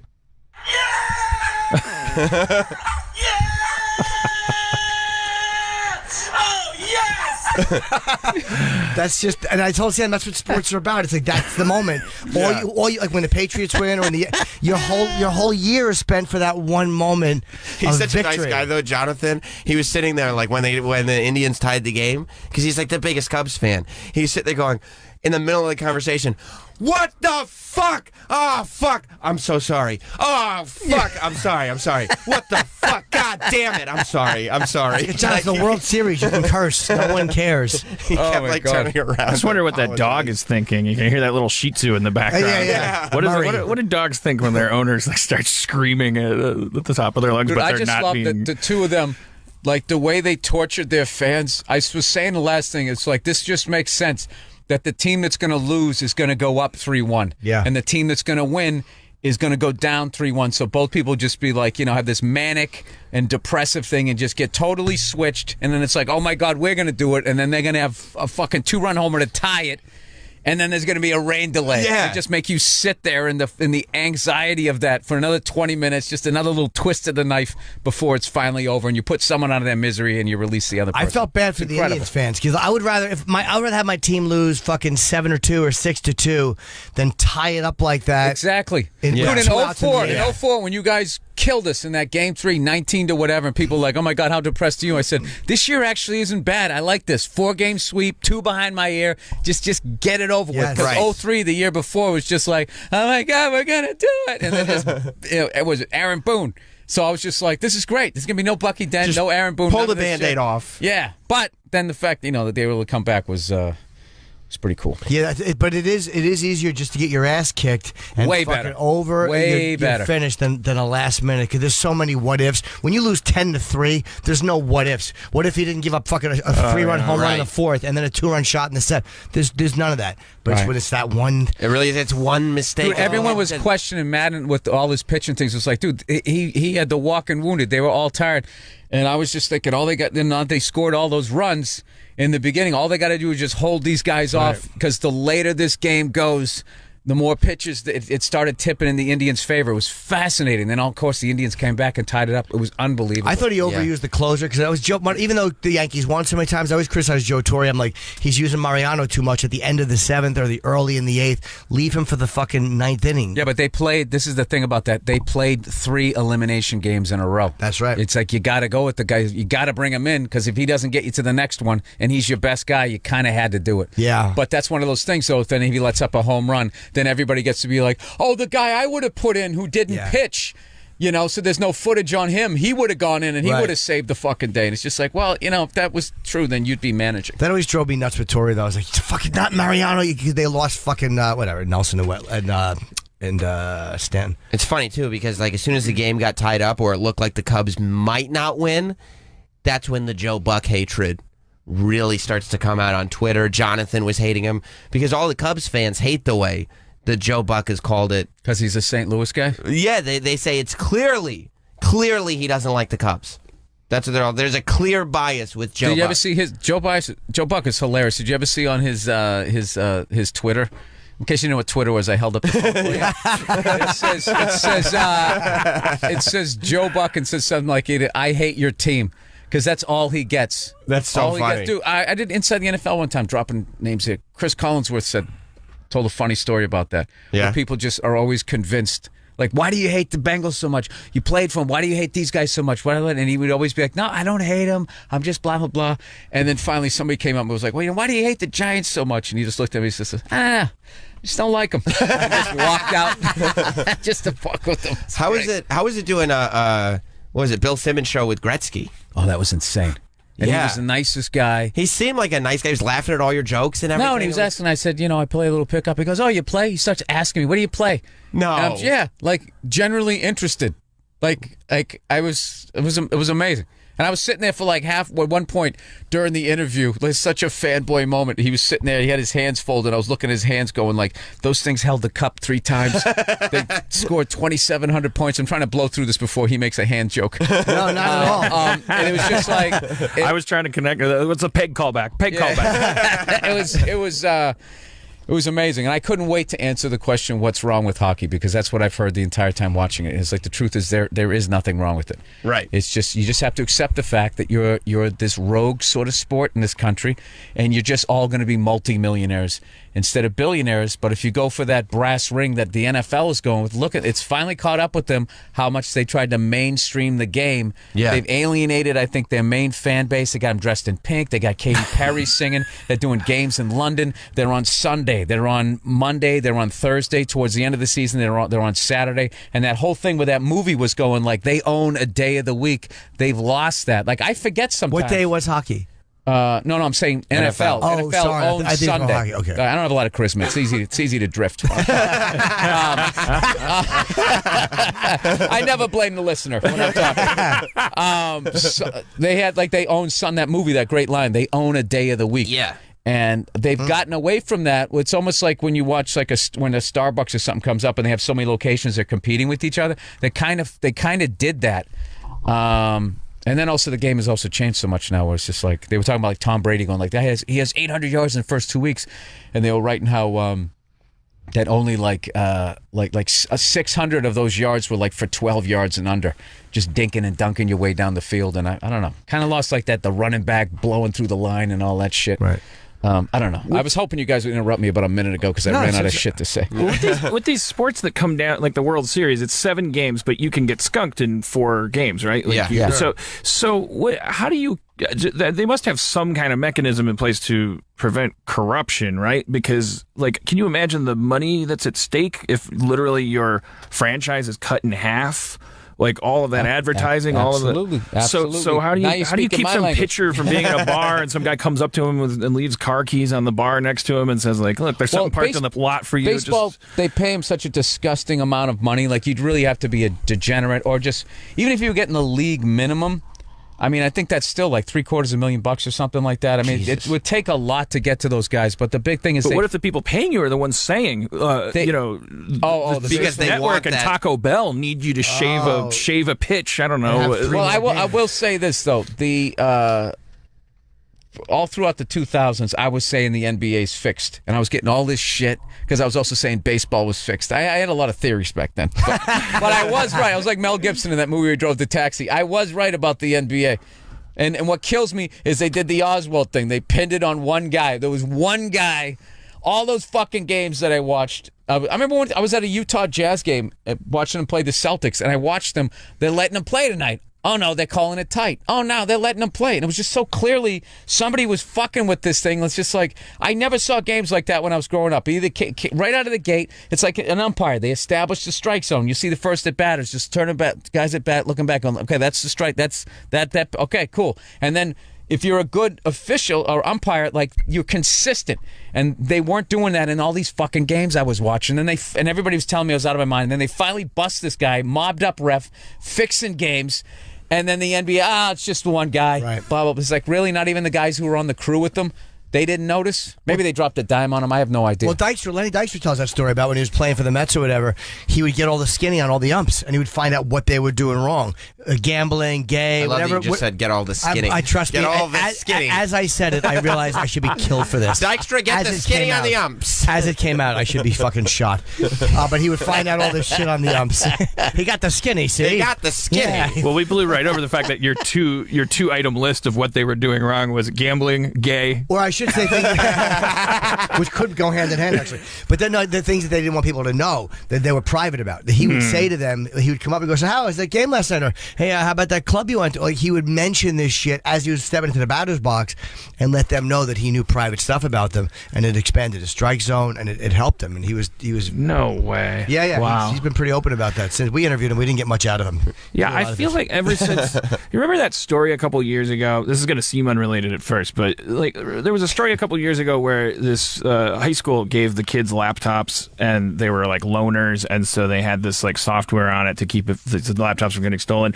That had tracker software on it, and also had like spy software on it, so they could look at the kids in their bedrooms. I remember. Yeah. Oh, Jesus. And they were like spying on the kids, and it was like I looked that up recently. It was like it wasn't exactly what you'd assume. It wasn't like one creepy principal that was like making his own porn. Like it was more, It was five. it was And a the vice consortium principal. of It was a people. circle The jerk. network. They really kind of thought that they were just like controlling the school better, and that of course nobody would let us do this, but we're going to be. It seemed that way. I think maybe the IT guy was probably like.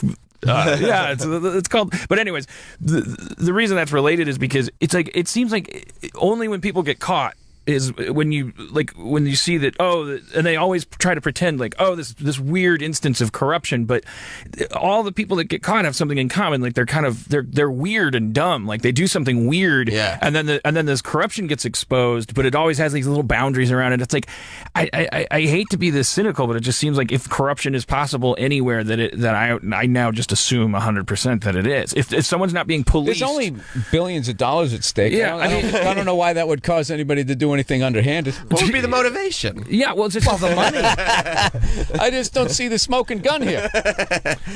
Whatever, it's still fuck. It's better than reality television. I mean, I guess it really is reality television, but it's better than the shit You would My have to wife offer a watches. lot to get those guys to take. There's The just players? so much money at stake with those. Those guys make so much money. It's hard to get a guy who makes fucking $5 million a year. And also then to try to get them to keep their mouths shut and that type of thing. The lot. way in is the officials. Yep. Because they're so underpaid. Are they underpaid? I don't know what they make. I actually don't either, but I know I know that it's not like they're underpaid, it's that they make way less. You're in a business where there's like billions of dollars, hundreds of millions being made, and I think those guys well shit, we got the internet, can we look it up? I'm sure somebody put they the don't get a lot of endorsement deals. Like it's like nobody really knows Carl their name. Johnson, the famous referee for you got to do Nike. it for like 20 years. Like Kerry Frazier, I remember in the NHL, and Koharski, because the guy says, eat another donut, you fat pigs. Everybody know who he was. I don't know. Or you write a book or something like that. It says a major league umpire's starting salary is around $120,000, with the senior umps earning up to $350,000. But they're only Right, working. and there's half a guys year, who make too. that almost a pitch. That's true. Yeah. right. You could buy those people out. Yeah, I don't know if a pitch, but you know, what I mean? Yeah, per per game game, or per whatever. Sure, game, they're absolutely. making that, and they're sitting there, and then they're getting yelled at by these kids. They're in better shape. They're getting laid after the game, and you're just this fat guy going back to a Super 8. Maybe not a Super 8. No, they fly first class. They probably stay in the best hotel. Like, I think the umps union is pretty strong. Well, there you go. I'm convinced it's not fixed anymore. You give me $300,000 a year to be like, ball outside, and I get to fly. Yeah, I get to fly first class. I'm in. Yeah, no, because you know what? There was a controversy. Can I keep the chest protector when I'm done? I'm in. I love too that you'd adopt an umpire voice. Like you wouldn't use your own ball outside. Ball outside. You always say you got to enhance your personality. That's right. When you do it. That's right. One of the guys got in trouble because they were flying first class and they were actually trading in the first class tickets and taking the difference in finance and financial difference and just pocketing it. And they got in trouble for that because really? Yeah, they were just flying coach and keeping the difference. Yeah, that's to me says you're a little underpaid or you got a little meth habit going on. Something's going on. Yeah. Dan, you don't watch sports at all? Really? Jesus, look at this woman. My God, who the hell was that? Was that Melania I Trump? think it was Melania Trump. Hey, I got to agree with her dad. You think if he gets elected, she'll be hanging around more, and you'll just she'll be less accessible. No. I'm saying that he said that she was hot, and everybody said it was weird. It's like, yeah, she is. She's very. Oh yeah. You don't watch sports though, Dan? No, not really. Like the Brewers went to the World Series in '82 when I was like 10 years old. You a big Gorman Thomas fan? Yeah, Robin out. Vukovic. Yeah, Ben Ogilvy. Oh, Ben. Oh my God. Molitor. Paul Molitor. That was sure. the guy. Yeah. Yeah, that was my last intersection with Cecil baseball. Cooper. And then football. The Packers went to the. Whenever it's mandatory, I'm into sports. Right. I was in Milwaukee when the Packers went to the Super Bowl like twice in a row. So you're like, I kind of have to be aware of But what's that makes it going on easy here. because everybody, if everybody on the block is like watching the same thing, and the screen doors on the bars are open, and people are just getting high on the There's sidewalk, and like it crosses demographic lines at that point, and it's like fun. You just learn the names of the players, and Right. I think that's what women need to do with like the Real Housewives. Just have like more of a festive atmosphere with food and booze and stuff. Then I'll stand in the corner, act like I give a shit. Like, oh, I can't believe she said that to her. Right. Like that. for like Just go back their to book drinking. clubs or something. Yeah, just like make it more of a street party. Yeah. Yeah, That's make it seem like it's a that's neighborhood gathering. That's one of the big things that I argue with my wife. That's it. Everything else kind of goes What's smooth. the TV? Is those fucking shows, man. She watches them all? Oh my God! And it's just, dude. It's like I live with them.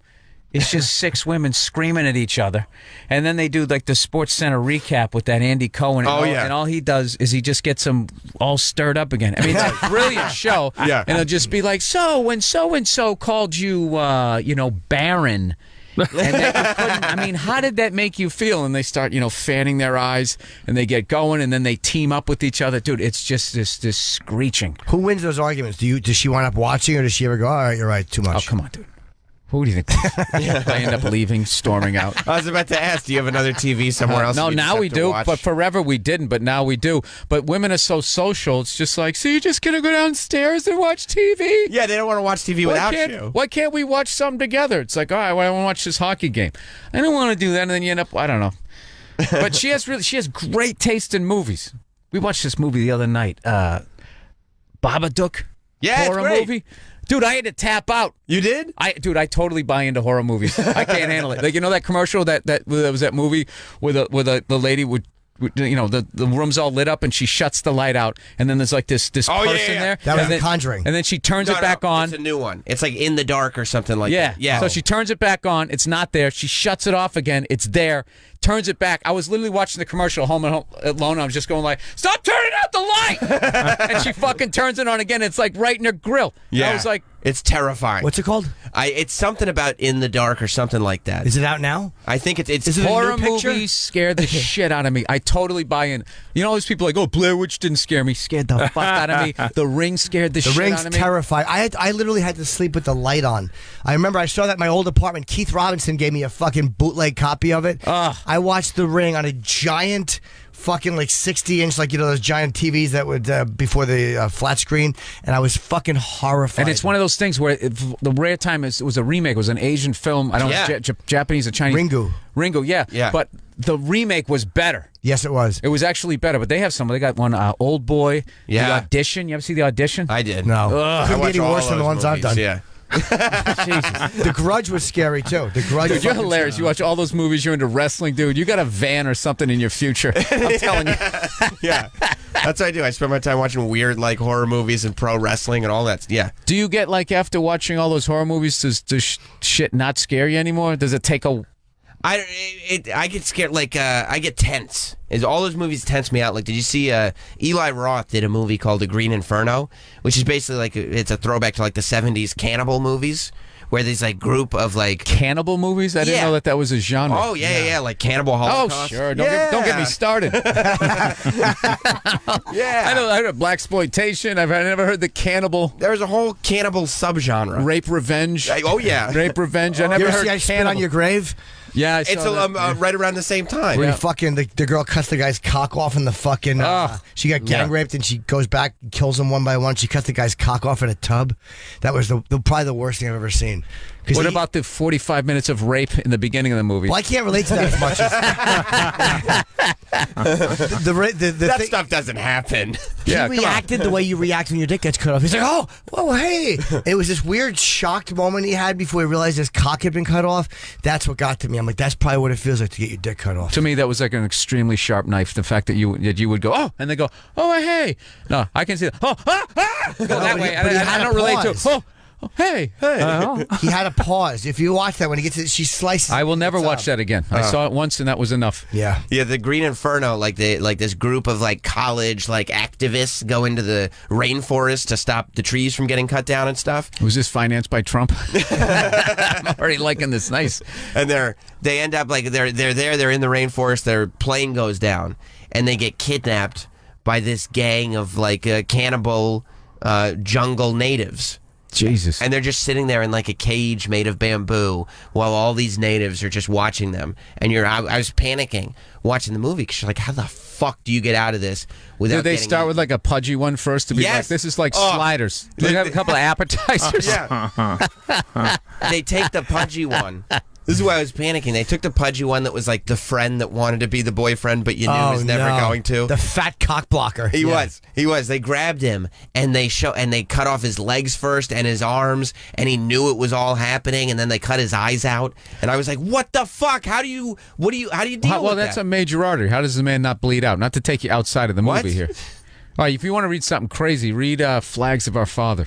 They made that into a movie. Read that. Yeah, read it that. or watch the movie. No, 'Cause I'm a read it. Believe it or not, I'm a kind of more of a movie guy. Read it. Yeah. Read it. Yeah. Yes, because if they actually what's in the book they put in a movie, it would get NC 17, 18, and 19. Like you wouldn't be able to put it up there. Really? So you can't cut off like a leg?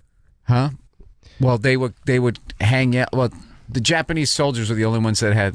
They were the only army that had rules about cannibalism, and it was only you couldn't eat another Japanese soldier. That was the rule. Yeah, well, they had this thing where I read the book so long ago. It was basically one time when Britain came in there to try to force them to trade with the rest of the world or take them over or whatever.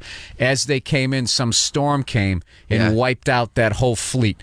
So then they got this idea that was some sort of wind god that loved Japan, so there was no way that they could lose. So they didn't really prepare as they stretched across the Pacific, and they didn't have any provisions, and they were on these fucking islands that really didn't have any growth or anything, so they had no food.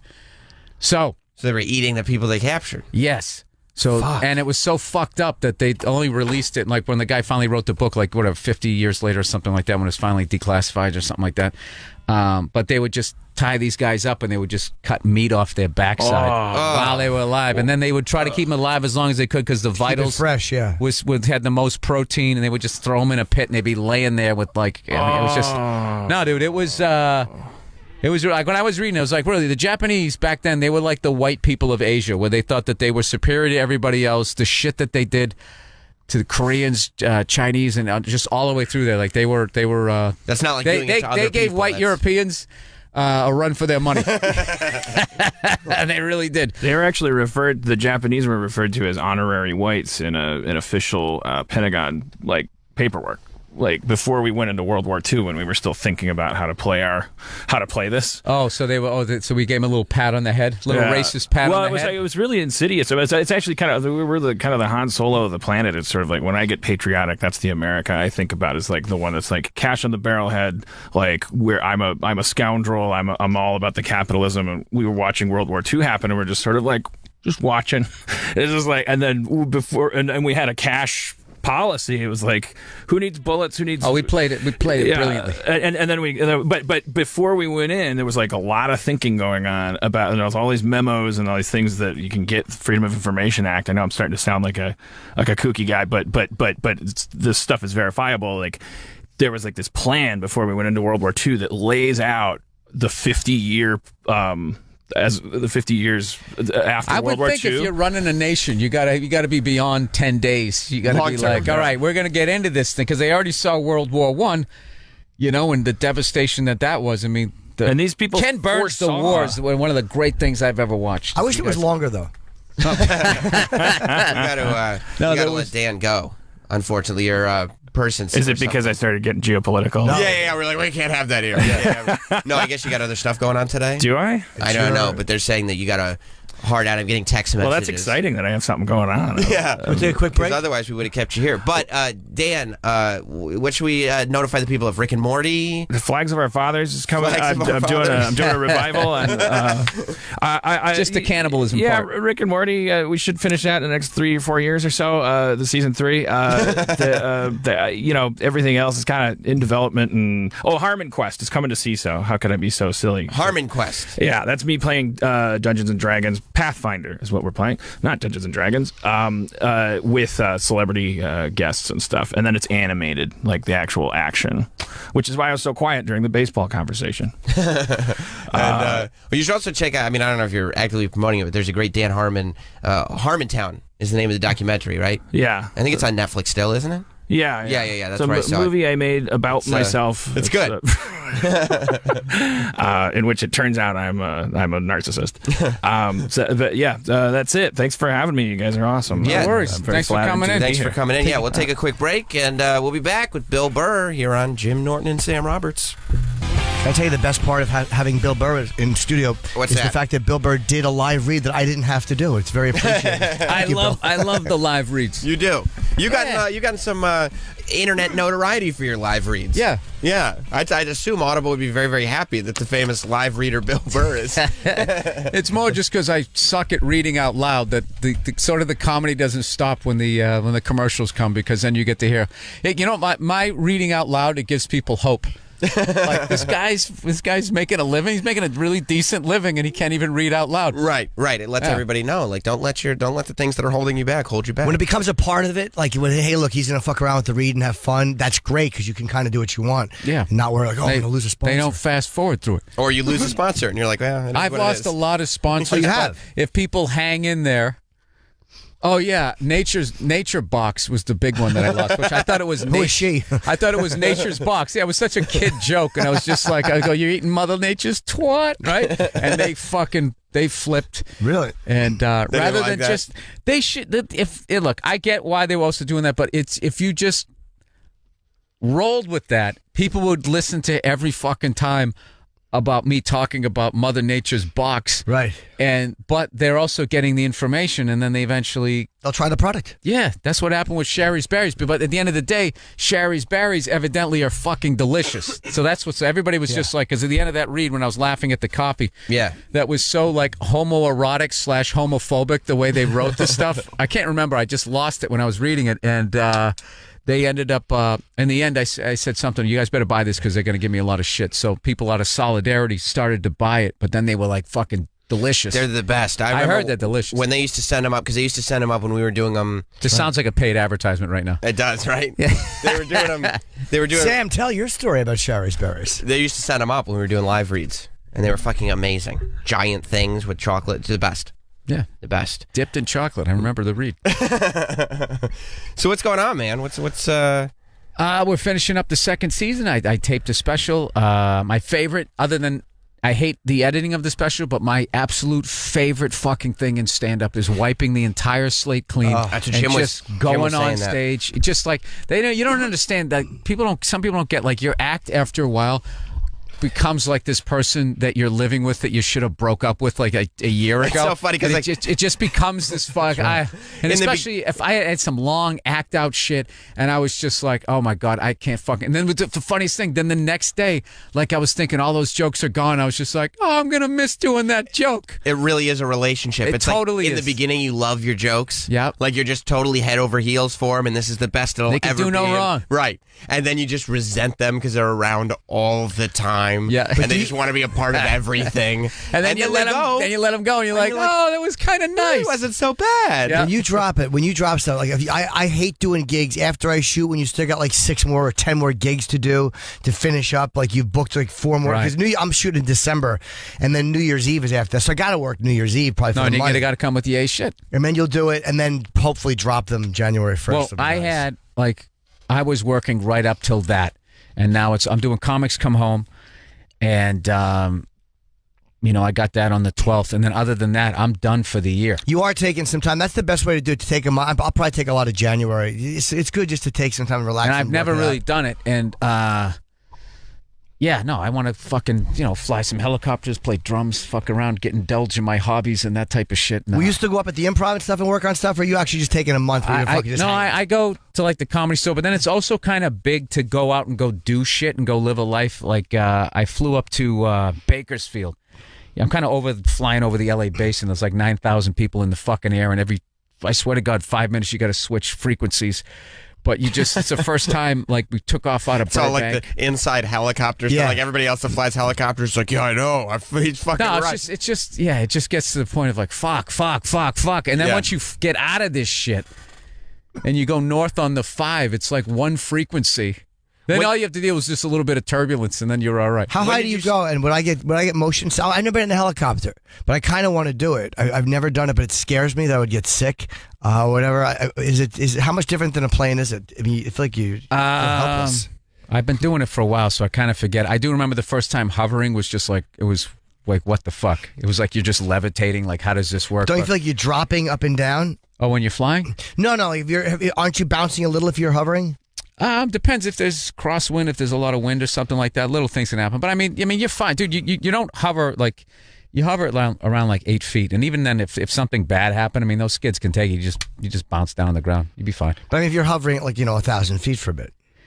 Oh, what about that? If you just kind of go, don't you feel like you're bouncing a little bit? No, well, even if you were, you'd have to be. There's like no tree lines, so you can't see if you're going up and down. But you're kind of just sitting there in the air. That's what appealed to me about flying a helicopter. Was it felt like it was really like flying, like you can just lift up, go backwards, turn around. You're like a hummingbird. Right. The only thing that is on long trips, like there was a few times going up to Bakersfield, I was just like, wow, man, if I had like a fixed wing, like plane, I mean, you just cruising. Right. Like because of the design, the physics of it, and the drag and everything, there's only so fast you can go with the rotor before you get what's called retreating blade stall. So which means what? It's basically as the winds come. It's gonna be all like nerdy shit. That's fine. It's basically Jesus Christ. I had to know this for the helicopter test. Yeah, it's retreating blade stall was. No. I got it. It's basically. I think that is that. They're going to take away your license. You know what I'm thinking the symmetry of lift. Retreating that blade. we talked about yesterday, but I mean, retreating blade stall is basically. What happens? You're going too fast for something to lip. All I know is you just hear it. That's all I know is the sound of it. Then wham, wham, wham, wham. Then you just slow down. I can't even give you the fucking definition. But you've had it happen where you know you're going to stall. No, I've gotten up to the point of it. So I mean, it's basically it's one of those things. If it was going on, you would know what happened. I mean, it's a very simple thing. They give you rules. You don't go. I haven't gone that fast. There's a few times that I've forgotten things. I got in a turbulence and I was still flying fast. I go, what the fuck? I'm like, oh yeah, slow down. Then you slow down and you're still getting bounced around, but it's not that bad. How bad a turbulence have you hit? No, I don't. Not at all. Because I look at the weather reports before I go up there, and if it's anything beyond like Have you actually said, fuck it, I'm not going up today because of the weather? Absolutely. Okay. There's two types of people that get their license. It's the person who just is like, yeah, fuck it, I got it, let's go. And then there's someone like me who like every month, tries to go down and do some autos and all the emergency shit because that's my big fucking thing. Sure. Being able to take it. Like to get your license, you only had to go into the flare. I can't believe I forgot what the fuck retreating blade stall. Will your wife go up with you or is she scared or no? She will now, but there is that stuff where it's like, you have to, like, I keep going back to my notes, like all that shit that you had to learn about, like, what kind of rotor system you have. It's a semi-rigid that can flap and flutter and fucking all of this shit and cone, all the stuff you had to know. Like, I try to go back and look at it. I haven't looked at it in a couple of months, and that's like just shit that will, like. So it's not like riding a bike where it's like you just know how to do it or driving a car. It's like playing guitar. Right. Or playing drums, where it's like you can still do it, but you're not an expert. But your fingers aren't like going like where they're supposed to. And then so it's one of those things where it's like going to the gym. So I try to go, I try to go at least once a week. But like there's times where I won't go for almost a whole month because I just get so busy with the show. And then I come out of it and I just fly with an instructor 3-4 times. And I just have them drill me with all like the type of stuff. But the thing about it is the way they're maintained. They're so safe that I can actually be up there and forget the definition of retreating blade stall, but know what it is and know how it happens and how to get out of it. How do you figure out these hobbies? Like, are you just like, I got so much going on right now. I got the animated thing. I got comedy. I didn't have the animated thing really going on. What happened was the claustrophobia of living in L.A. That's what it was. Like, how the fuck do I get out of here? Because it takes like 6 hours to get out of this fucking city, it feels, even if things are running correctly. Right. Forget about if the dollar collapses, if there's some fucking earthquake or some shit like that. What's the best way out? Up and out. Right. Helicopter. And then that's what The Rock flew in San Andreas. Yes. Right? The Rock was flying a helicopter, Yes. so you're obviously on the right path. Well, here's the thing. The only thing that was bullshit about that scene There's only one. was that he said, we have to auto-rotate. Like, you don't say that. No, you don't say that. You have like a ridiculously low amount of time to slam the collective down. You don't have to. Like the other day, I was on a plane that kind of was on fire, and we just made an emergency landing. And then after we landed, the guy goes, hey, sorry I didn't make an announcement. I had my hands full up there, which meant some sort of nauseating light came on, or he smelt it. It smelled like burnt popcorn. I thought the stewardesses were burning a dinner or something. Was it was a commercial flight that was on fire? Yeah. How far into it were you? That was the funny thing. We were going Nashville to L.A. and we ended up landing in Little Rock. So like we were in the air for like 40 minutes, and all of a sudden we started descending, and I was thinking, going like, all right, is they going underneath some turbulence or some shit? And then all of a sudden my drink started sliding down like the armrest. I was going to hit. So I'm like, wow, we're really going down. And the lady came by. She goes, yeah, we're collecting all the drinks because we're going to be landing shortly. I was just 40 minutes into Nashville to L.A., and the woman next to me takes her headphones off. And she was like, we're here already? Which I would have done at some point in my life. So I'm not like trashing her. I just laughed. I was like, no, I think we're making an emergency landing. She was like, why? I go, it probably had to do with that burning smell. So I just, to keep myself calm, I'm like, all right, he's controlling the aircraft. He was flying this fucking thing. It wasn't like that autopilot shit. Like, he was flying, and so my whole thing was like going, oh my God, is it one of those fucking cell phones, the Galaxy 7 that somebody left in the bag? And they make the announcements now when you get on the plane. If you have one of those, tell us right now. You got to take it off the plane. Now. Yeah. They were saying they might have to be powered off. Now they're like they can't be on the plane. Yeah, and so I was just sitting, as we were descending, just thinking, like, is this thing going to go through some fucking wire or some hydraulics or some shit that's going to, like, I don't know anything about planes or anything, but so we're coming in, and I looked out the window, and I thought we were in St. Louis because I thought what I saw was the Mississippi River, but it was just some river that feeds into it outside of Little Rock. So we're coming in for a landing, and like all I can look out the side, and all I see is trees in this fucking river. And for half a second, I'm like, is this guy gonna sully this thing and put it in the water? So then I was just thinking, stay conscious. And I was thinking everything. There's the front of the plane gets fucked up, and that door that's right there, because I was in the first seat. Yeah. Like, I'm the first guy out, and I'm not taking anybody with me either. Then I was thinking, if that thing gets crunched up and won't open up, then I gotta fight my way.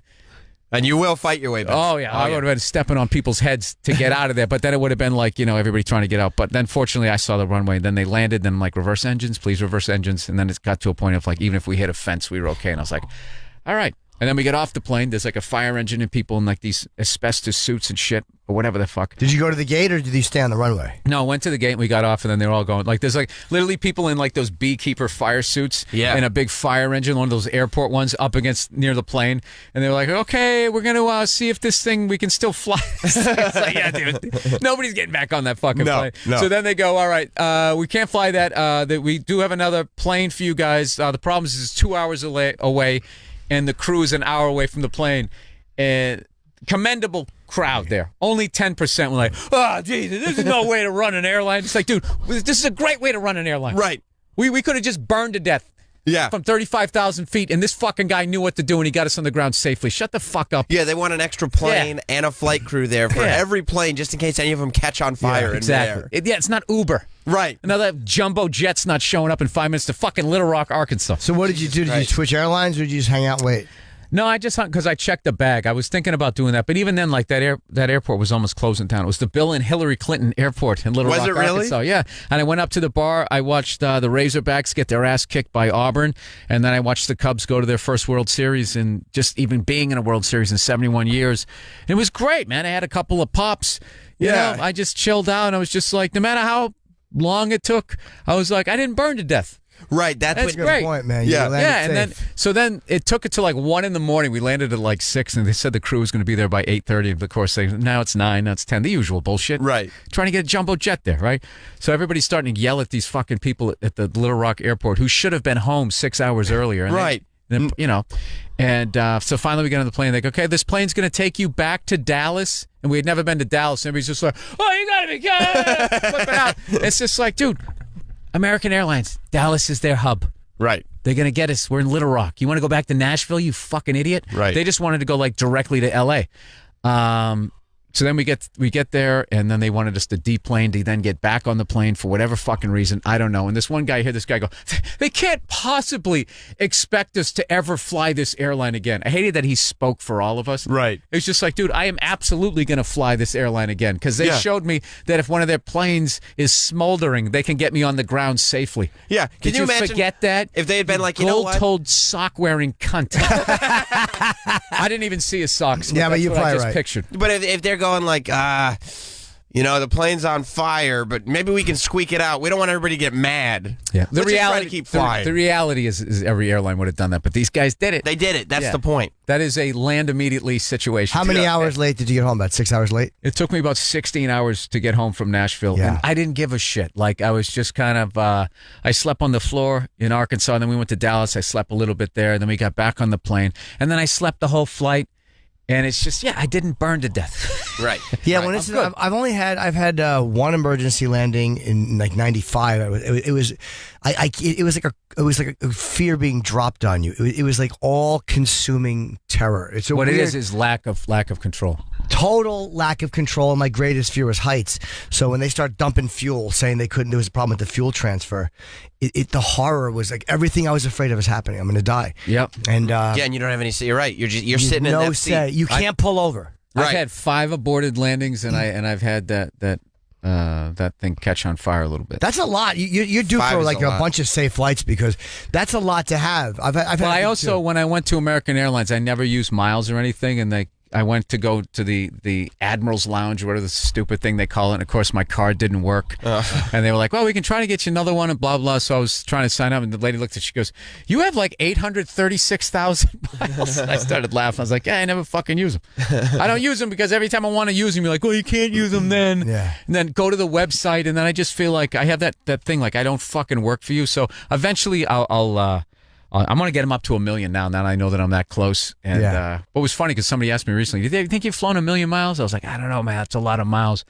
And now just thinking, because I used to fly Continental back when you flew them, and I had a bunch of miles on that.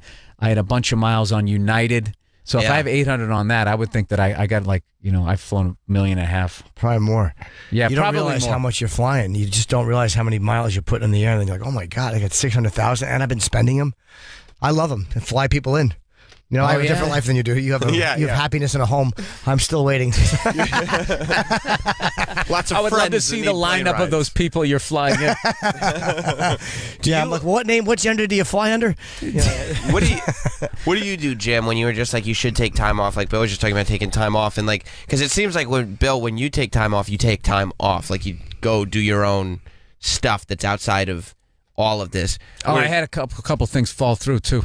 What kind of I was things? going to go. Well, I shouldn't say this because I didn't go. So it was. But I was going to go get in a shark cage and watch great white sharks feeding.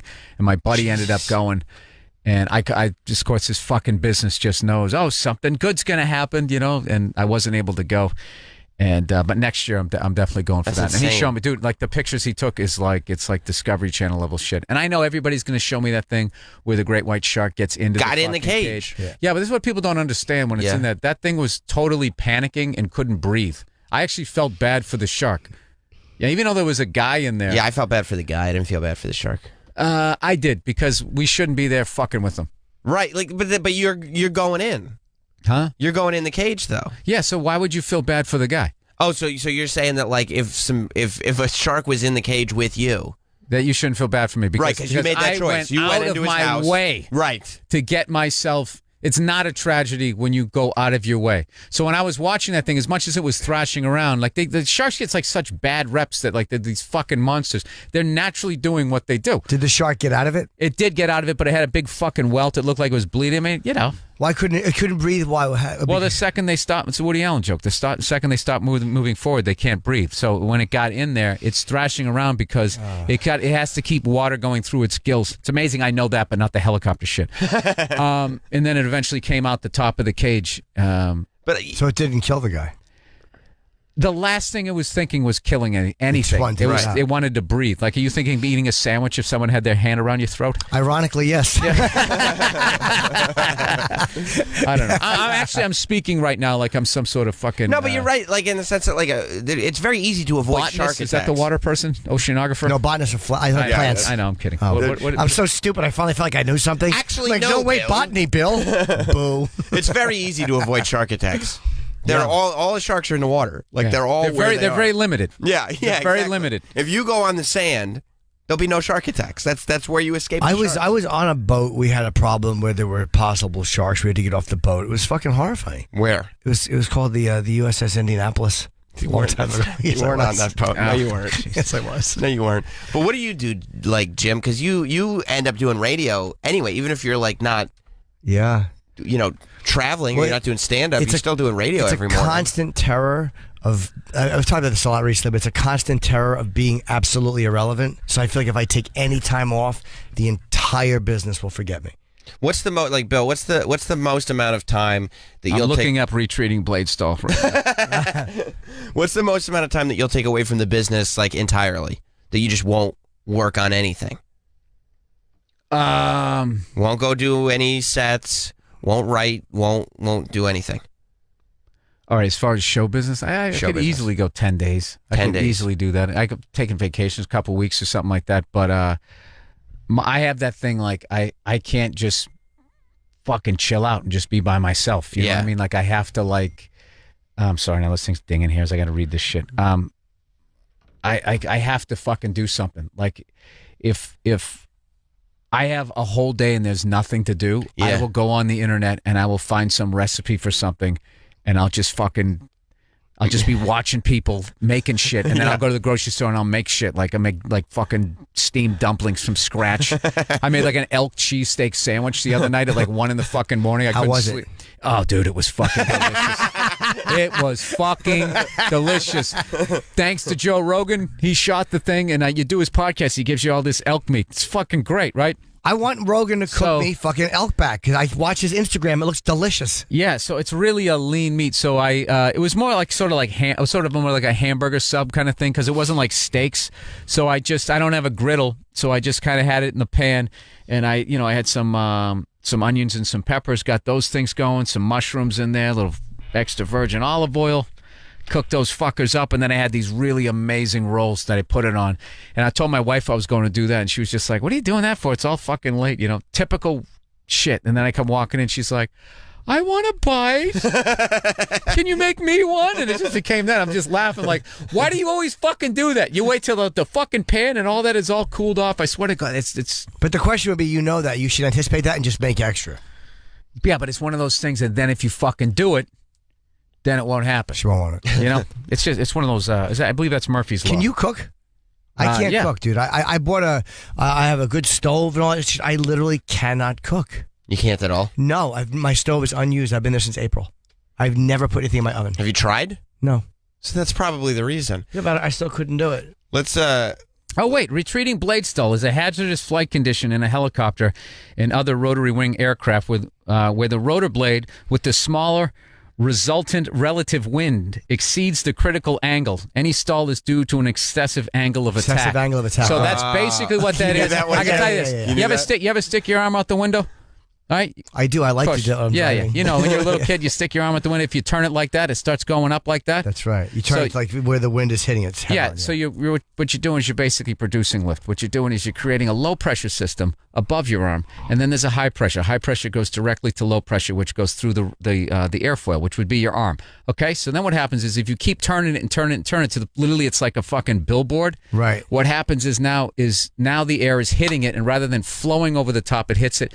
and it's just sort of tumbling off the back, and you're losing lift. Okay. So I see. you go past the critical thing. So you basically you're flying too fast through the air, and rather than having your wings at an angle where it's producing lift, it's like just imagine having a billboard on one side while the other one is creating lift, and that's what causes that sound as it goes around. So it's not like you fall out of the sky. You're just doing major damage to the aircraft. So what you do is you slow down, and slowing down, you lower your collective, and then your angle of attack comes back to a point where it produces lift. Bam! Boom. Let me ask you a question about It's like a physics class. It really is. And yeah. I had no scientific background, and I sucked at all that shit. So if you're listening, that was the big thing I was afraid of, was the ground school. It wasn't learn how. I knew it was a machine. Yeah. You show me how to operate it, I can fucking operate it. But having to know The physics of how how and why how many people everything can drive works. a car can't even fucking check the oil. You know Right, what I mean? right. But you have to know how the whole thing works, and you can forget if you don't look it up. So That's this has been very educational. Why are they doing this Thank thing you. on Of planes course. now? I know it's for to save gas, but now the wings have these things pointing up. They look like goalposts. The wings, and they fitted them retroactively too for a lot of the older planes. What is the purpose of that? Just making the wings curl up now instead of plane wings used to be like that, and now. Oh, well, I don't understand how the physics of that works, but adding those little things that stick up gave them better fuel it economy. did, but I'm guessing. I don't know why. Yeah, I don't know what. I have no idea why this. I don't know. I have no idea. It's weird. I can look that up. Let's see. While you're looking that up, let's see if the phones work today. 866-969-1969. It's Jim Norton and Sam Roberts. Yes, it Bill is. Burr is here.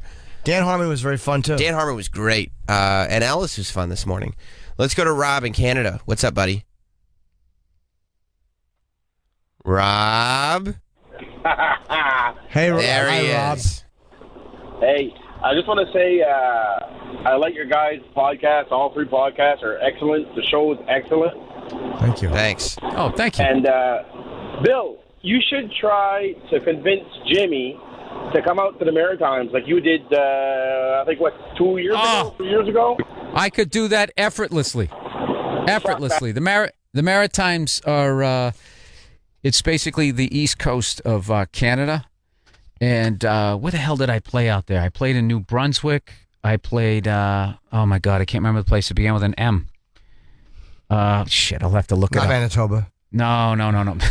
Where's Manitoba? Is that Canada? No, that's way out west. Oh, is that totally the opposite? Yeah. I just That's like it has an M in It it. does have an M in it. But it's like north of like fucking the Dakotas. Oh, what the fuck was the name of it? I can't remember the name of the place. But Montreal. That's what it was. you almost said it. Montreal. No, mom.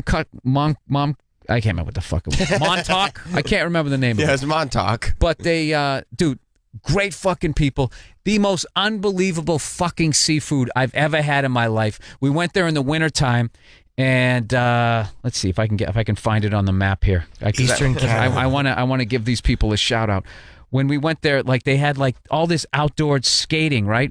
And they had like an outdoor like just giant loop that you could just skate around. And the whole time you're just watching it. And there'd be like free public rinks, like in Ottawa, there was this free public rink, which is not the Maritimes. But I was just thinking, like, this is why these fucking guys are so great at hockey, is they just... it's always there. There it is, Moncton. We did Moncton. We did Halifax, and we did someplace else. And we ate at the hotel restaurant. And the seafood was the best seafood I ever had. So, that's just some bullshit, thing. We didn't Right. It's It's go not to the place. actually... People were so psyched that we came. I brought all my hockey stuff. I played pickup hockey the whole way across Canada, sometimes indoors, sometimes outdoors. Dude, we played like they flooded like basketball courts, and you just sit there in this little ass rink, just having the greatest time. And, I was drinking like a fish, but I was skating all day, so I didn't put on any weight. I had the best fucking time, and it was beautiful in the winter. I can't imagine like during the summertime. It's just, it's just a place that people don't even think of. And I used to always think it was north of Maine. It's like, it's sort of just east of it. So there you go. That's me. So, Jim, you got to go there. I've been getting requests over the years to go to Eastern Canada. There's a couple of parts of Eastern Canada. I just don't remember the towns. People are like, you got to come out. Bill's Dude, come. and this is the thing about all those places. For them to see, most of the time, major acts, I would imagine all of them have to be like, how much is it going to cost us to get to Montreal? Or maybe we'll fly down to New York, like that, because nobody goes there. So when you go there, they're so psyched that for once they don't have to drive 8 fucking hours. Right. They're the greatest crowds. Where I'm not shitting on major cities, but like there's why wouldn't you come here? Of course you're coming here. We live in Boston. Sure, we live in sure, New York. sure. We live in Montreal, like Chicago. Major cities, like, all the big U2 Springsteen acts are going to go there. So if you go to those off-beaten ones, dude, that's what I've learned throughout the years, dude. They are the greatest fucking crowds. Everybody thinks, oh, there's nobody out there. Nobody's going to show up. It's like there's a bunch of people out there that are into comedy, music, whatever the fuck it is, and they're dying to not have to get in their car and drive 6 to 8 hours. Right. So if you show up, it's an event. It's not just another show. That's been my experience. Okay. It's awesome. Let's go to Malcolm in Denver. Malcolm, welcome. Denver? Damn, Jimmy, what's happening? Billy Bitch Tit, love you on the show. Jimmy, just want to congratulate you on your appearance at midnight yesterday. Nothing else was on TV, so I figured to check that out. Thank you. That's kind of a lovely compliment. Sort of a compliment. Yeah, exactly. You know, there was nothing else, so I looked at you. It was tolerable. Well, I was kind of referring to the game. I watched you instead of the game, but never mind. Oh, thank you. I love the hate joke at the How end. dumb am I? I didn't get your game. There was a giant television program. That was a on joke. last I'm night. sorry. I didn't get it either, and I actually watched the game. Thank you, buddy. That's okay. Could you just make it up to me by playing this song? I know you guys don't take musical requests, but you play the song sometimes. It's called The Teftification of the United States, I think. Oh, the teftification of the U.S. of A. We'll get to that eventually. It's a very, very popular song. The teftification of the USA? A U.S. of A. We'll get to it in time. You think so? Yeah. At Midnight was really good. We got to go. We filmed it, yesterday. Jim was on it, and it's just so fun that show exists because the jokes that you were saying were so like awful and mean and hilarious that I can't imagine any other show that would allow, like, there you got a Charlie Sheen age joke in, a Paul Walker car crash joke in, like you got a Ron Goldman joke in, everything. Yeah, it was really fun. It was really, it was funny. I'm not aware of that show. It was a bit, what network? Chris Hardwick on Comedy Central. Chris Hardwick hosted. He's a great host. Yeah, it's good. What's it called? At Midnight? Oh, yeah. Yeah. And I did his podcast. He asked me to do it. You should do a show. It's a fun show to do. You don't want to do At Midnight? No, I just like frustrating Chris Hardwick. Oh, you do? No, I'm fucking with him. I'm fine. He's fine. Believe me, that kid's doing fine. Yeah. He's a good host, and they really allow very dark content, which is kind of nice. Yeah, it's really great. It shouldn't be necessary on a show, but it's nice when you can do it, and they don't cry about it. Oh, boy. What? Nice when people are adults. We have a response to the wing question. Okay. This is good. Marshall in Houston. Hey, what's going on, guys? How y'all doing today? Marshall? Hello. Good. Hey, since Bill is a helicopter guy and not an airplane guy, I figured I'd help you out. The upright things on a wing are called winglets, and they are designed to keep the air from blowing from one side of the wing to the other and reduce drag and save a shit ton of gas. Okay. Reduce drag. Reduce drag. That's what happens. That's the worst thing a club can do. So so they do help with gas mileage. Okay, Yeah. I just didn't understand why. Yeah, because they reduce drag, Jim. Yeah, I knew that, but I didn't know how. Everybody knows that. Bill, are you doing political stuff in your humor? You gotta be doing Trump stuff, right? I didn't. I did it for my special too, and I don't care if it's dated at that point because I just thought it was. I just look at the special of like, this is just documenting where my act was on this night. It takes all the pressure off if I fucking miss a joke or whatever. It's just like, what were you doing that for? Because I taped it in October. Yeah. Like those whole people like, a special should be timeless. It's not going to be. Agreed, It's not going to be because even Richard Pryor, we will talk about Ali versus Frazier or Gerald Ford or whatever. I think I can talk about Clinton. Clinton, Trump. It is funny how many people say that too. They're like, it's like, what are you fucking? I get if the whole thing is nothing but things that happened on Tuesday, but if it's like you can't just have an evergreen special that has nothing And if the current jokes, in it. if the jokes are funny, it's not like you're gonna be like, yeah, it's funny, but it happened 3 months ago. I'm not interested. Yeah, I don't You care know if what I you're mean? I don't care if you're like watching my listening to old music. Sorry, listen to old music, live albums, and they use like some slang that's from Yeah. sock it to me or some shit. You just hear people like wow, people actually said that or some shit. Like I like being put into the period. Yeah. Like I don't get like watching something and be like, oh, I can't watch this. This is clearly 2005. Yeah. Although, like that, like you can always. There's always movies from like the '80s that everything is still perfect except for like the soundtrack. Like the scoring of it is all like synthesizer or something like that, and you're like, what? Why'd they do that? But that's part of what makes it part of the 80s, too, though. Yeah. Sometimes, like, the music or the 70s car, that car chase, be like, that Yeah. made... How does it go? And they repeat it. It was a really popular song.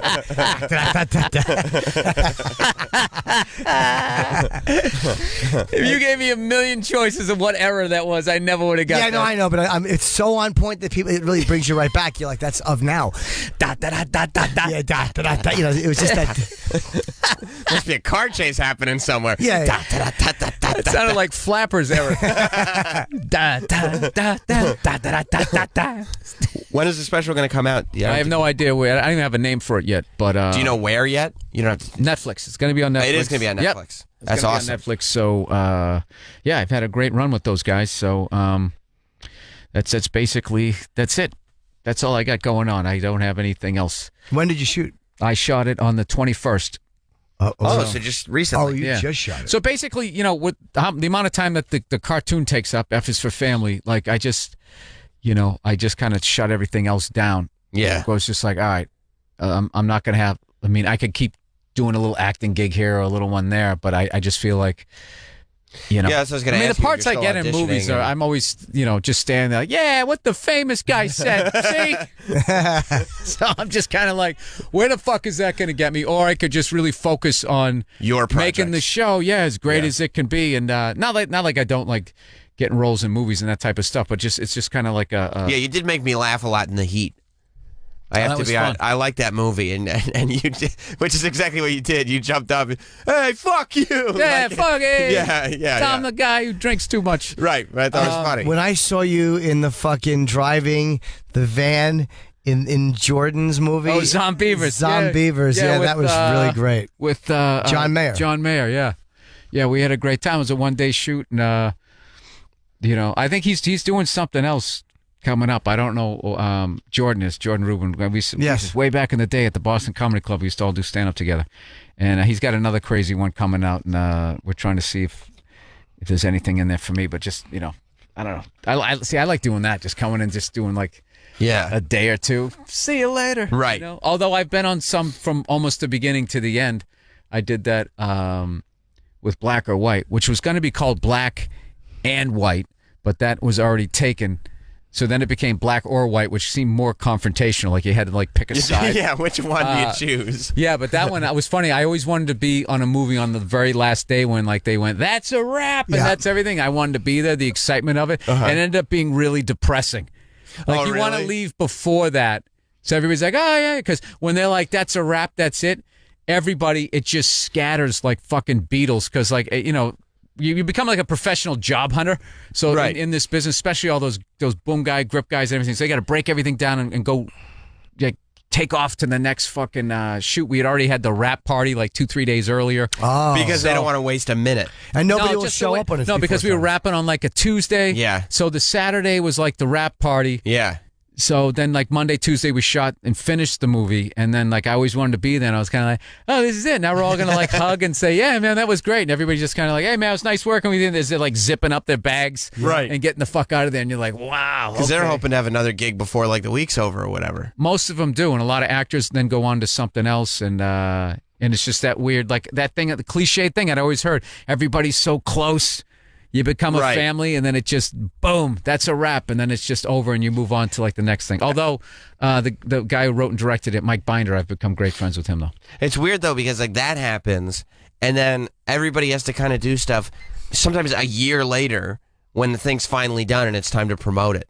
You know what I mean? Like, people start doing interviews for this thing that has been out of their life for, like, probably 9 months or so. And you forget that they're already in another family doing another project. They probably had 2 families since then. Yep. Yeah. And you got to go then back you come and back. promote. Yeah, it's really weird. It's still also kind of fun, though. It's the kind of thing that I always liked about stand-up. Like, I always loved doing the road because when I used to have a day job, there was at that point where if I had been somewhere for a year, and so you could rewind my life, and I was standing right here unloading these boxes, you would just fucked with me for some reason. With, like, the change of venue. Even though I was at the Cellar forever, I've been at the Comedy Store forever, but it's just like I go to these different venues, and like each week I don't have to drive to the same building. Stand in the same spot. At least, there's something different. There's different people. There's different food, And I think that helps me, but also it keeps me unbelievably scatterbrained, which I am, which is why. It's because there's nothing constant, but it is nice. It beats going to the same place. Like I do radio is the same place, but it's different every day. Right. 'Cause you're talking, it's your guests. It's Right. just a fun, alive place. Yeah. But doing the same job every day in a cubicle, it's just stagnant. And it's like you're not growing. It's just the same thing over and over, and you get complacent, right? Like you find your spot, and you're just like, this is what I'm doing. Yeah, it's every day. And then every it just day. then I think what happens is you do shut down. Like I don't think human beings are meant to do. At least some are wired like most of the people I know. You're not meant to do the same thing every single day, and if you do that, there's this rut that you can get into. Right. That Yeah, so I'm still killing myself that I didn't know retreating blade. So I thought it was the symmetry of lift. I confused the two of them. You did. It's okay. It happens to the best of us. At least it happened on the ground, Sam. Yeah, at least it happened on the didn't ground. happen up there. Like, well, could have been up there. There you go. I heckled him. Did you? I had Who? to.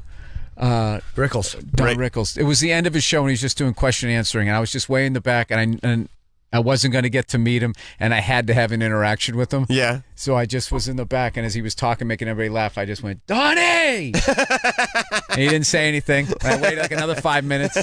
He kept doing jokes, and then I just went, Donnie! And he just looked, and he goes, yeah, I know my name. and then my buddy, he hit me. He's like, okay, that was it. That's all I needed. That was enough. Yeah. People in front of me were mad at me and shit, and then afterwards I was like, wow, I just really did what... Yeah, of course. Yeah, I just did that. Is there anything worse than when you're on stage and you know you have a pause built into something, and then every time you do that joke, you're like, someone's going to yell.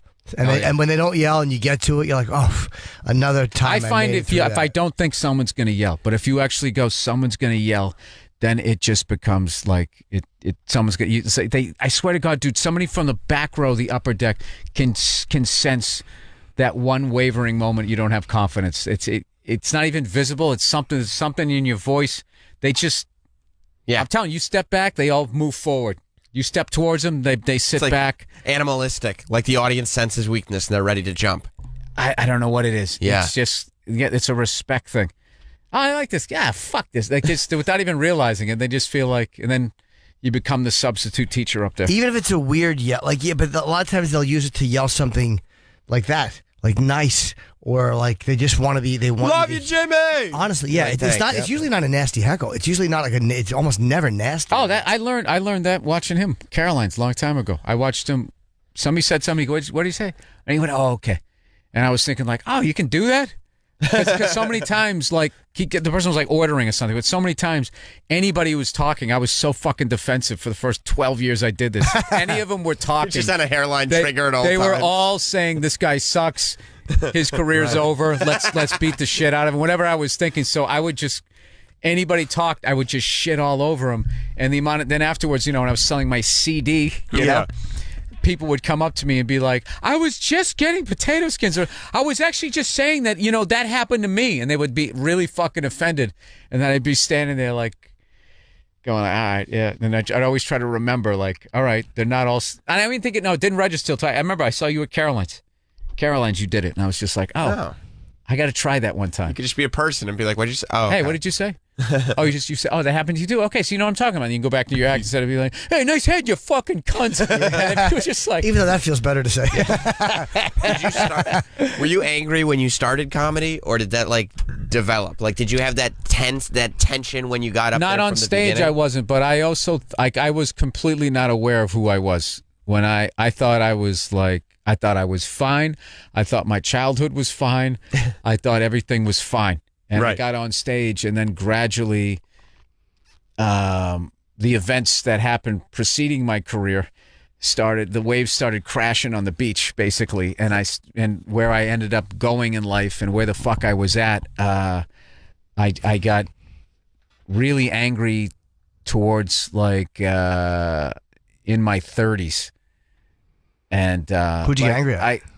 I was just mad at the world. Like I was an angry guy. I wasn't literally mad at the world. I was just reacting in anger and everything. And it was like your 20s to me are like you're just taking out your childhood on the world because you don't know what you're doing. You just left your parents' house and now you're just reacting, to to whatever happened, good or bad. And then, like, in your 30s, that's when, as an adult, you have to start fucking looking back at yourself. And that's when I started, you know, I think when I was like 35, 36, and I was single again, I'd fucked up another relationship, and I was sleeping on a futon. Yeah.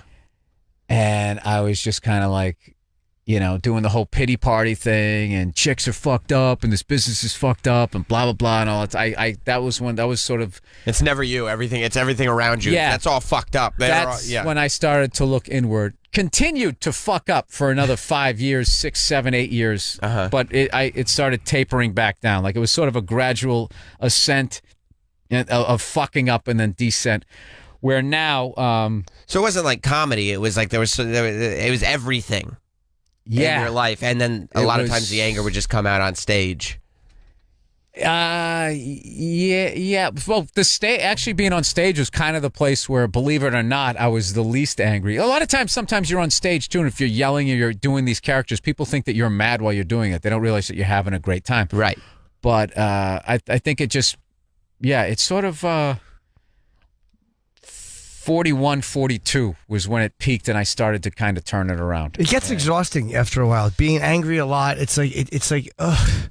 And I always read it's the most immature, knee-jerk emotion to have. It doesn't solve anything, and it's a really immature way of handling shit. It's funny to watch. Yeah, it's great. Somebody losing their shit. And I actually get a charge out of watching people lose their shit because I so relate to it. But it's when you take it home with you and it's in the car with you. It's just toxic and it's always there. It doesn't feel good. Yeah, and it's one of those things that I grew up around a lot of volatile people, and you think in your head, I'm never doing that. I'm not going to associate with people, blah, blah, blah, blah. And then what it is you go out in the world, and unless you've really worked it out, you just gravitate towards what is natural, which is why, you know, all of us lunatics, I think, because I think now, like, we have really healthy back and forth. But when I look back at a lot of that shit at the table, a lot of that was not healthy. Where we were sitting there going, we're toughing each other up to go on stage.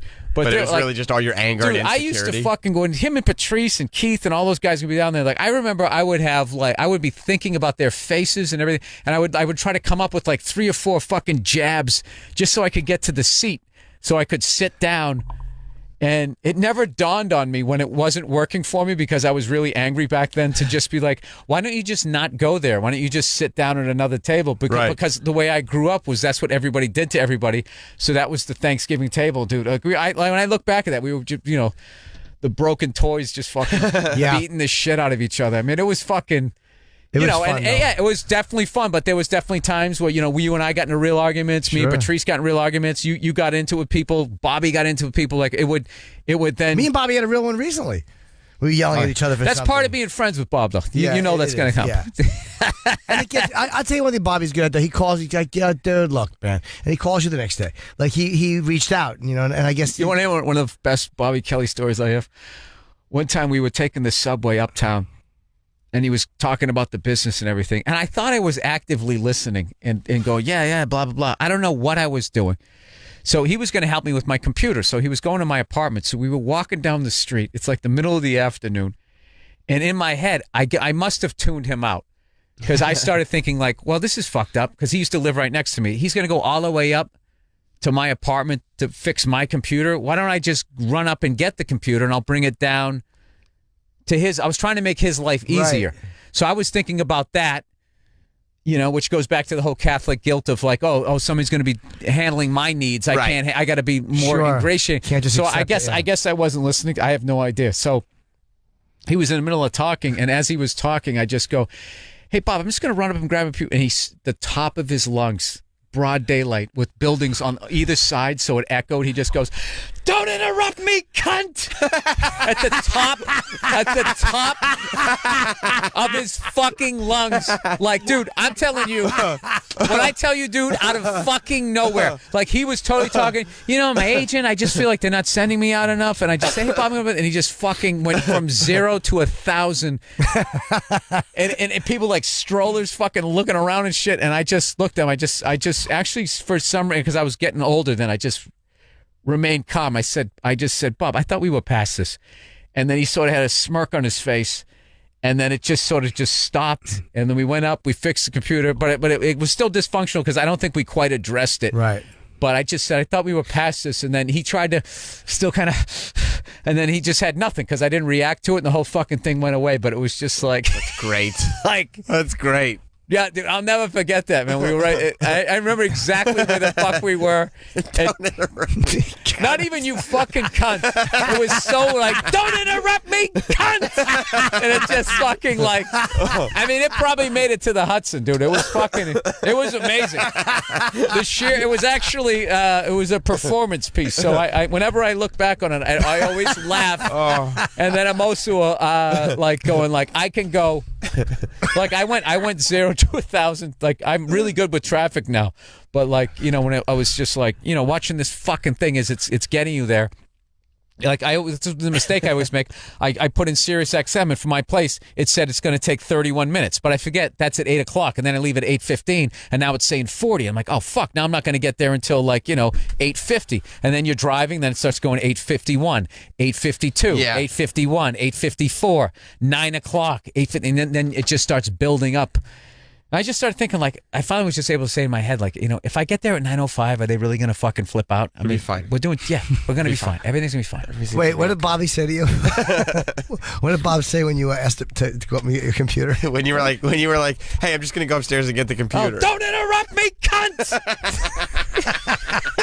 That's going to make me laugh all day. I want that as a sound clip. Yeah. One of Bill's versions of that, it's the greatest thing I've heard in 5 years. I want a version of that. That's so fucking funny. Dude, and like literally talked to me like I was his child. and the greatest thing ever was one of the only times in my life that I didn't immediately match that energy and also block everybody out. Dude, if I matched that energy, his fucking volatility with my volatility and psych, like what that would have been like, we immediately would have been like, you ever watch those movies about New York where they try to New York it too much and they have these lunatics screaming like, dude, that never fucking happens. And we would have been like those guys. Yeah. Well, we're out of time actually. On the show. That's it. Don't interrupt me, cunt! That may be the perfect one to get for this soundboard. I want one of those 4 or 5, Adrian. Please look through those. Those are very, very funny, man. Bill, we're so glad that you. You got to have that on, like when a caller calls. That's what I'm saying. You got to have it. You got to have it. Yes, I got a little sound thing now. Believe me, let's go right into the repertoire. That's awesome. Well, we're just so make glad sure that you give the artist credit. Bobby Kelly. Yeah, Bobby. We're so glad that you hung out, man. I don't want to be accused of being stealing from his day-to-day phrases. It was fun. Thanks to hey, Bill thanks Burr. for having me. Congratulations on your show. I'm really happy for you guys. Thank you very much. It's been fun. All you guys fucking moving on to bigger and better things. Yes. Right? And then someday you get the whole band back together for the one Eagles tour. Yeah, right? the reunion you, tour. Opie and Anthony, and then you go back to your own private projects. It's perfect. Right. It's perfect. Just to satisfy everybody for this one, and then back to what we actually like to do. I'm trying to think of the lyrics to Hotel California, and I can't even think of them. Also, thanks to Jason Ellis and Dan Harmon. Yeah, really fun. Who were both great on the show. And we'll be back tomorrow. Jim, you want to plug? I'll just be at the Improv on Friday. It's a set I'm doing in LA. Just be at one of the biggest clubs in the country. Yeah, just headlining it. Just doing one little set, and then selling it out. Fort Lauderdale and a bunch of other gigs leading up to the special December 17th. And then all your Netflix stuff will come eventually. I'm assuming once there's dates on everything. Yeah, we're looking at spring for F is for Family, and also I'm doing Conan November 9th. Oh, and great. we will be announcing the ticket sales for the 5th, believe it or not, Patrice O'Neill Comedy Benefit. Oh, great. Yep, at the New York City Center. Yes. And, all proceeds, after we pay for the theater, of course, will go to his family. Well, as always, we'll be there for that, too. But absolutely. Thank you, man. And I appreciate it, Jim. You've been doing it every goddamn year. Yeah, I'm sure eventually I won't, but they asked me and I'm just in town in February. Here's the thing, too. Like, what I should be telling you guys, like, the stress of having to do it every year. It's one of those things where I know you guys love them, so I feel like you'll get upset if I don't ask, but then also I don't want to give you the fucking pressure that you got to have a new Killer 15 every year. No, I don't feel... if I couldn't do it, I would say... Your hand's up here. You're making me nervous. No, I'm actually just touching... I don't feel I couldn't that kind for of me, pressure. I just It feel... was only one hand. My other hand I'm sitting on, so... We'll see you all tomorrow. Goodbye, everybody. Goodbye.